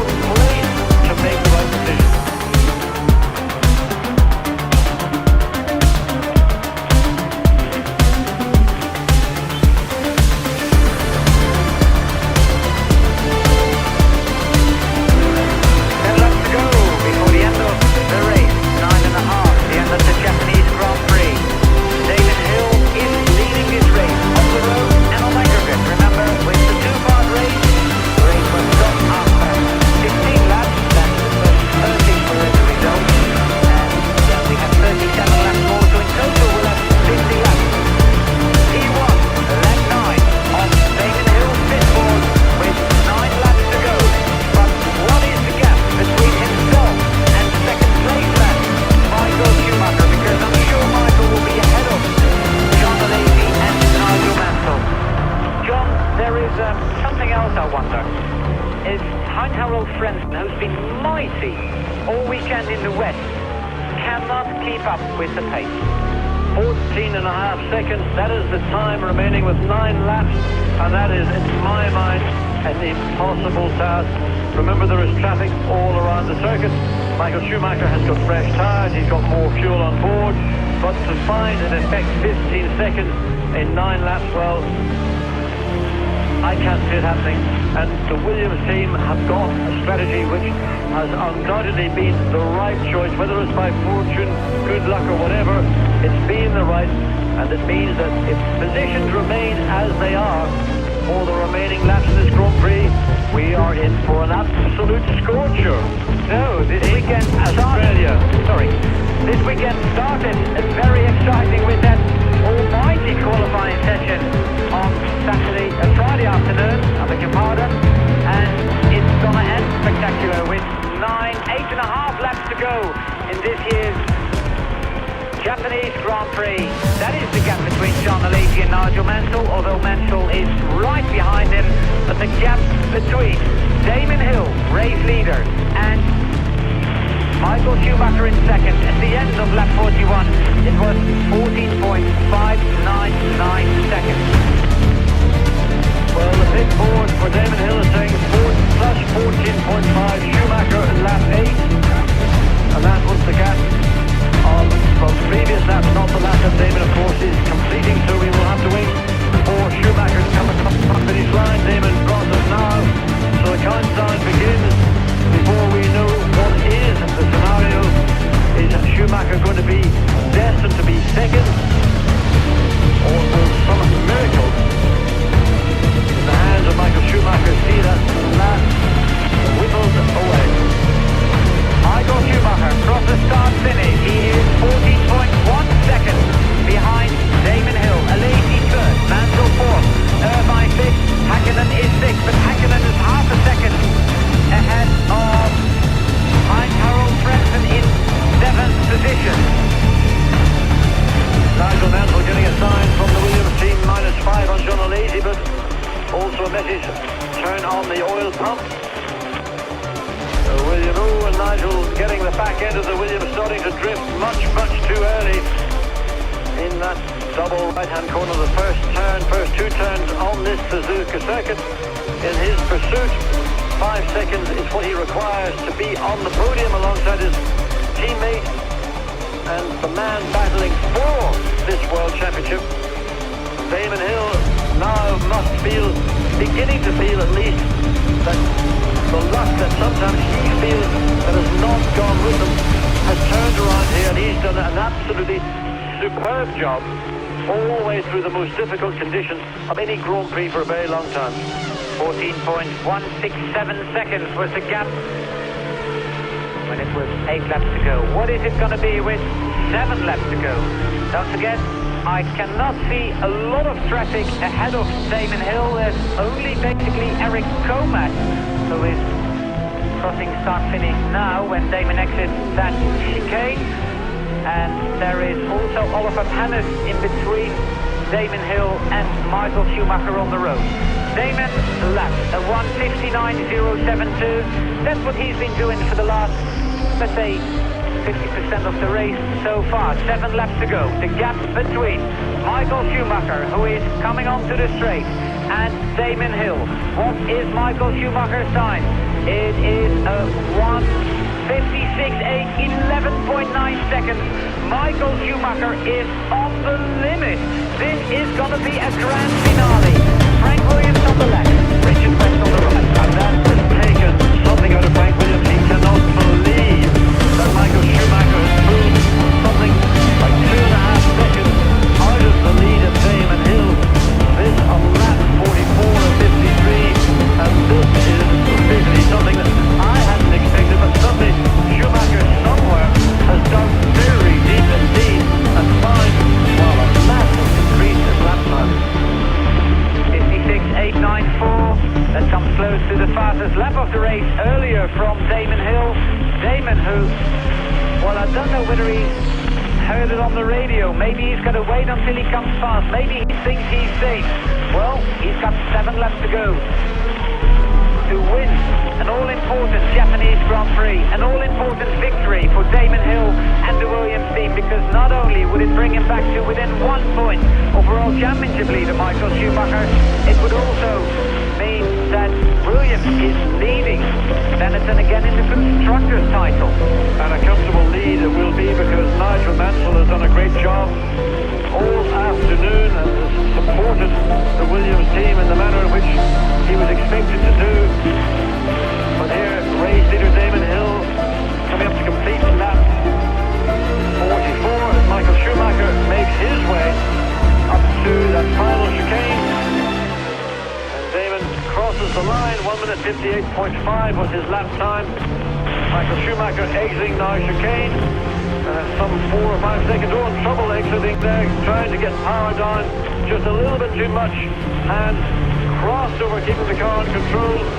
10.089 seconds, 156.6, still 2 seconds of that faster than Damon Hill can achieve, but I don't think it's enough.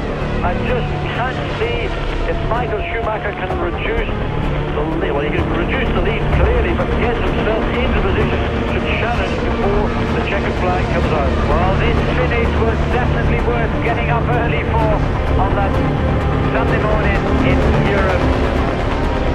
You know, all this has been going on, and behind the top 4, there's been a little private battle going on between the Jordan team and the McLaren team. Eddie Irvine running in 5th, and Mika Häkkinen running in 6th. Now, Ron Dennis, the McLaren team, they're into the penultimate race with their Peugeot engine, and that's the engine that's going to be in the back of Eddie Irvine's car and Ruben Barrichello's car, we believe, for 1995. But I'm sure the little test that was played between Ron Dennis and Eddie Jordan will be paid up the rest of the 70 days, and I think Ron Dennis said was required double from payment from them. Behind Mika Häkkinen is still Harold Preston, less than half a second behind the pit, and they're not running very closely on the road. I must say that there's Preston who's crossed the line now, and is now 44 thousandths of a second behind Mika Häkkinen. So there's another battle going on without actually two cars physically being very close together indeed. Damon Hill crosses the line for the 45th time. 5 laps to go. What is the gap between himself and Michael Schumacher? Well, a better exit for Schumacher this time. Got the power on, about the tail side, and we have to see how much more time Michael Schumacher has carved out of the lead. Again, almost another 2 seconds, 1.3. The gap now down to 8.3 seconds. Lap 46.5 to go. It's gonna, I mean, I can't bear the thought of what you can see faces of fun when it's rolling. The large silent vision screens around the circuit, giving different pictures some of the time. The news we have on the screen, Fuji TV, the host broadcaster.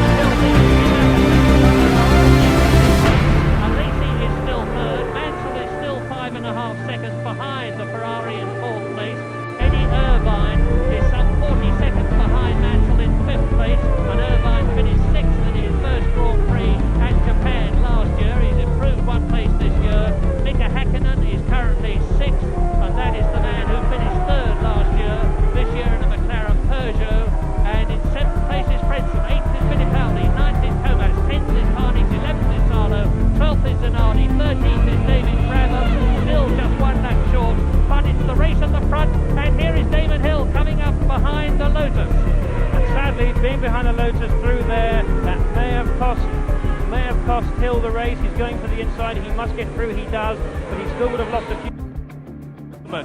Fantastic with 3 laps to go. Damon Hill has, and Mansell is having a go at Lacey, but again he's into the chicane and out of it. Well, it may have taken a long time for the Japanese Grand Prix to get going, but my goodness, it is alive now. Absolutely, but we don't think we're going to know the final result until the cars literally cross the line. But let's just reflect back on how we've got in the this situation. A great start from Damon Hill has been all important for his challenge here today.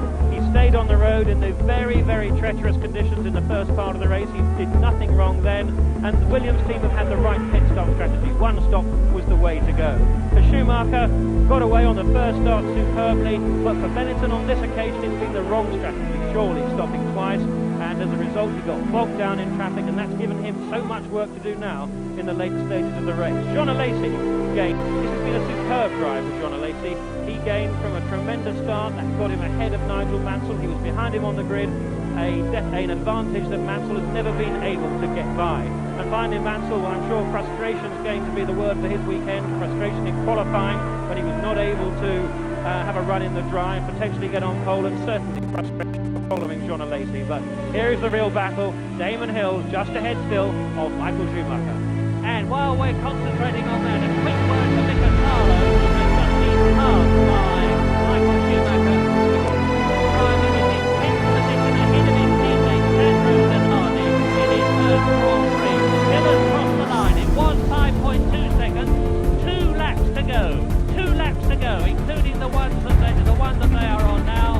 It was 5.2 seconds. Schumacher goes across the line, and it's 4.2 seconds.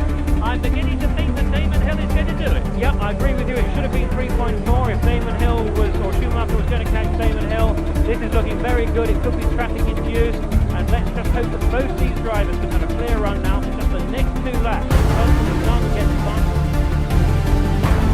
Oh, so he's gone under the crossover point. You see it lock up his left front heel, and it's looking a bit ragged here. He's got to keep it smooth for the rest of the lap. Yeah, smoother than that. That probably would have cost him. 2 laps to go. 2 laps to go, including the one that they are on now. It was 5.2 seconds. Schumacher goes across the line, and it's 4.2 seconds. I'm beginning to think that Damon Hill is going to do it. Yep, I agree with you. It should have been 3.4 if Damon Hill or Schumacher was going to catch Damon Hill. This is looking very good. It could be traffic induced, and let's just hope that both these drivers can have a clear run now for the next 2 laps. Hopefully none gets fun. If that's the case, Damon Hill will be definitely conquering. And as I said, if he does that, he will be on a fire in Adelaide. ヒルは性能が低下したレインタイヤにカウンターを当て必死に走っていた。残り10周持ってくれればそれでよい。シューマッハ起身の追い上げ、1周につき1秒から2秒ヒルとの差を詰めていく。この2人はまだやっていたアレジ・マンセルの3位争い。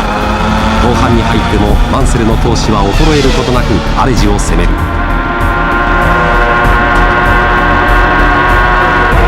雨の130ある死闘である。見守るトッド、ウィリアムズメカもバトルを楽しむ。残りわずか、ヒルが依然1位、シューマッハがそれを追う。タイム差は7秒から5秒、そして4秒へ。本当に難しいレースになった。見た目の距離は関係ない。敵はヒルであるがタイムでもある。シューマッハは自分を信じて走るしかない。ブリアトーレは全てをシューマッハに任せた。普段は冷静なフランクも無線を通じて檄を送る。さあ試験のところミハエル・シューマッハ、残りあと1周だ、残りあと1周だ。このタイムに注目。さあコントロールラインを通過してどうでしょうか。最終コーナー、シューマッハがファイナルラップに向かっていく。もう本当に勇猛感にいってはおりますが 2.4 秒、ファイナルラップ、ラストラップで 2.4 秒、これを縮めて 2.5 秒短縮することができるかというところはクエスチョンです。これは厳しい、これは厳しくなりましたミハエル・シューマッハ。しかしながらまだ結論は出してはいない。前にさっき指摘があったようにコマスがいます。勝負の綾を握っているということでエリック・コマス。さあどうでしょうか。縁の下の走りやラルーズのコマス、これが障害物のように立ちはだかって見えるシューマッハにとっては。そしてファイナルラップであります。ファイナルラップデーモンヒル、デーモンヒルがいきます。さあわずかなアドバンテージを残してチェッカーを受けることができるんでありましょうか。今宮さん、ヒルも今のコーナーね、こらえましたよね。こらえましたね。タイヤはもうズルズルかもしれません、デーモンヒル。ブレーキも効かないし、おっとロックしている。さあタイヤがロックしている、タイヤがロックしている。タイヤ交換は1回しか済ましていない。さあ危ない危ない、とにかく慎重にファイナルラップ。これはフランク・ウィリアムス、ピットグルーがじーっとモニターを見据えている。ファイナルラップだ。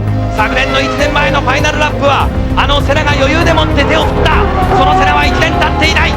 さあデーモンヒルがファイナルラップ飛ばしていく。タイヤはもうボロボロ。満身創痍の中で手負いの中でいきます。デーモンヒルがいきます。セナがファンに余裕で手を振った。セナが1年前を見返ってきます。さあファイナルラップです。さあここで西ストレート、まさに音速の一本道。男を上げるか、上げ底の栄光から別れをつけてミハエル・シューマッハが2戦出場停止ということになって FIA からまるで剣を渡された王子のようになりました。このイギリスの王子デーモン・ヒル、そういったさまざまな条件を乗り越えて実力でもぎ取って、とにかくここへ向けてまずは鈴鹿を制したいところだ。さあチェッカーを受けたデーモン・ヒル、チェッカーを受けたデーモン・ヒル、2番手シューマッハとのタイム差はどうだ。今宮さん、シューマッハが来ましたね。さあいよいよ大詰めです。最後まで分からなかった鈴鹿、最後のタイムを見て決まります。ラスト10周の死闘、両者自分のポジションを知らずにコントロールラインを通過。ウィリアムズピットからヒルに無線が入った。ヒル歓喜の声。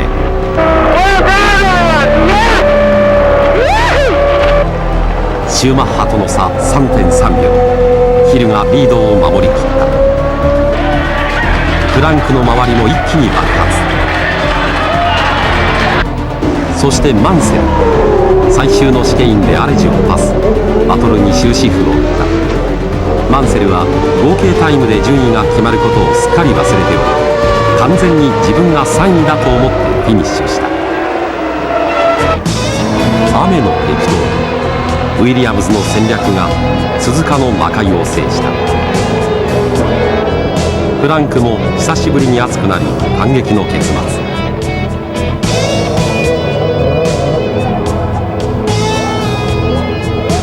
パルク・フェルメに戻ってきたデーモン・ヒルをライバルシューマッハが迎える。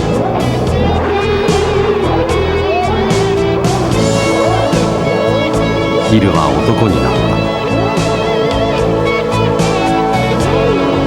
いかにも楽しげにアレジにすり寄るマンセル。自分はまだ3位だと思っている。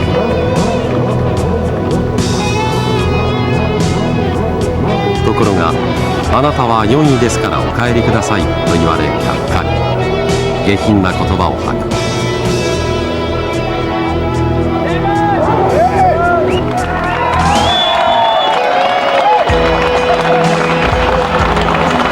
雨降って地固まり、寒い一日の終わりはホッとまたホッと。サーキットに人間のぬくもりが帰ってくるのだ。チャンピオンシップポイント、シューマッハ92に対してヒル91、その差1ポイント。フランクのもとには続々とお祝いの人々。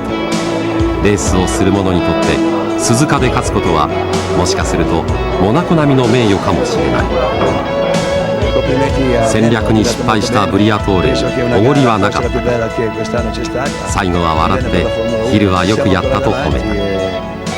F1 大宇宙はオーストラリアへ移動していく。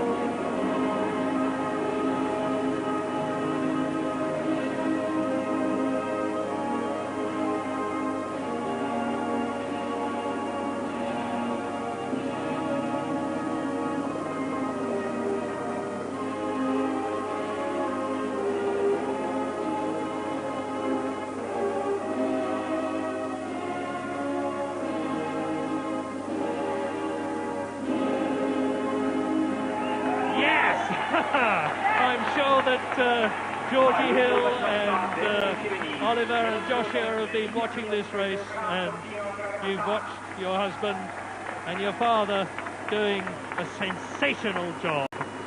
He may well kiss the trophy. He's earned it the hard way. And I hope I'm not going to hear anybody saying that Michael Schumacher was looking surly. He's obviously not as happy as he would have done if he'd won. But remember that all these drivers have been driving for some 2 hours, 1 hour, 57 minutes, 8 seconds as far as Damon Hill is concerned, under the most demanding conditions, physically and even more so mentally, with the race being stopped as driver after driver spun out of contention, fortunately without any injuries that I am aware of. And the stress was absolutely enormous. They've come through it magnificently, and the World Championship goes down to the wire with Michael Schumacher leading Damon Hill now by just 1 World Championship point. Michael Schumacher has actually created a record here at Suzuka as far as he's concerned, because in his 3 previous drives here he failed to finish. And the same thing applies to Nigel Mansell. He driven many times in Japan, but failed to finish ever. This is his first finish at Suzuka. And you may remember, those of you who've got the history of Formula One in your minds, that it was here at Suzuka that Nigel Mansell potentially lost the World Championship years ago when he spun backwards into a wall in practice, hurt his back and had to return home. Well, he's not returning home after this race. He's going to Australia. He's going to Australia with Damon Hill, with Michael Schumacher, with Jean Alesi, with Eddie Irvine and Heinz-Harald Frentzen, who finished 1st, 2nd, 3rd, 5th and 6th, sandwiching Alesi and Irvine. Nigel Mansell has finished in 4th position. And the complete list of finishers, 13 out of the 26 who started, were Damon Hill the winner, Schumacher 2nd, Alesi 3rd, Mansell 4th, Irvine 5th, Heinz-Harald Frentzen 6th, Häkkinen 7th, Fittipaldi 8th, Comas 9th, Salo in 10th position, Olivier Panis 11th, David Brabham 12th, 2 laps down at the end of the race, and I think that is one of the highest, yes, it's one of the highest positions that the Simtex team have had, and Sandro Zanardi 13th for Lotus, 2 laps down. 13 retirements in order of retirement. JJ Leto went out very early in the race, his first drive again for the Sauber team. Hideki Noda retired his Larousse. Taki Inui crashed in his Simtek. Katayama did the same thing in his Tyrrell. Johnny Herbert spun off. Michele Alboreto went out in his Minardi at the same time as Pierluigi Martini in his Minardi.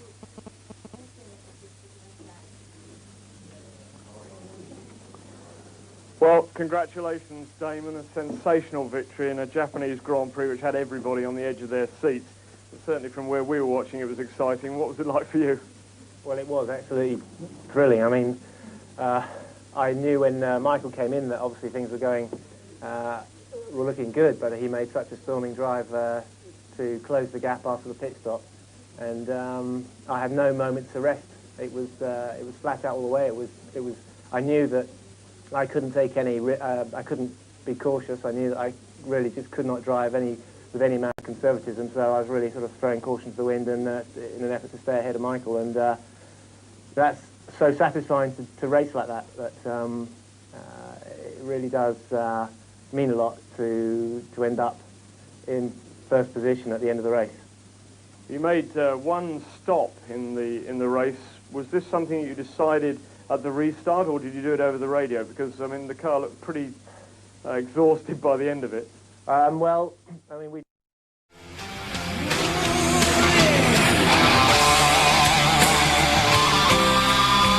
F1 人生を凝縮して地上を進む際立つ人々の戦い。波乱と混沌が竜巻のように人々を飲み込んだ。嘆き、悲しみ、涙をこらえて突き進んだ。全身全霊で競い合ったのは優れた命の証か。競り合え命の限り、自分の人生を切り開く。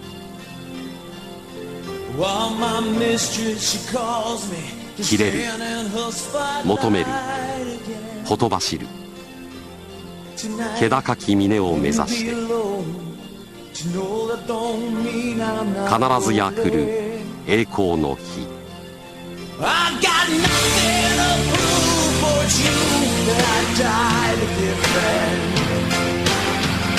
素晴らしき F1 だからこそ、愛しきあなたは生涯愛し抜いた。未来へ、人々の未来へ、人間の英知と勇気を乗せて感動の世界へ。 F1、 この情熱に終わりなし。いつまでも心をときめかせて。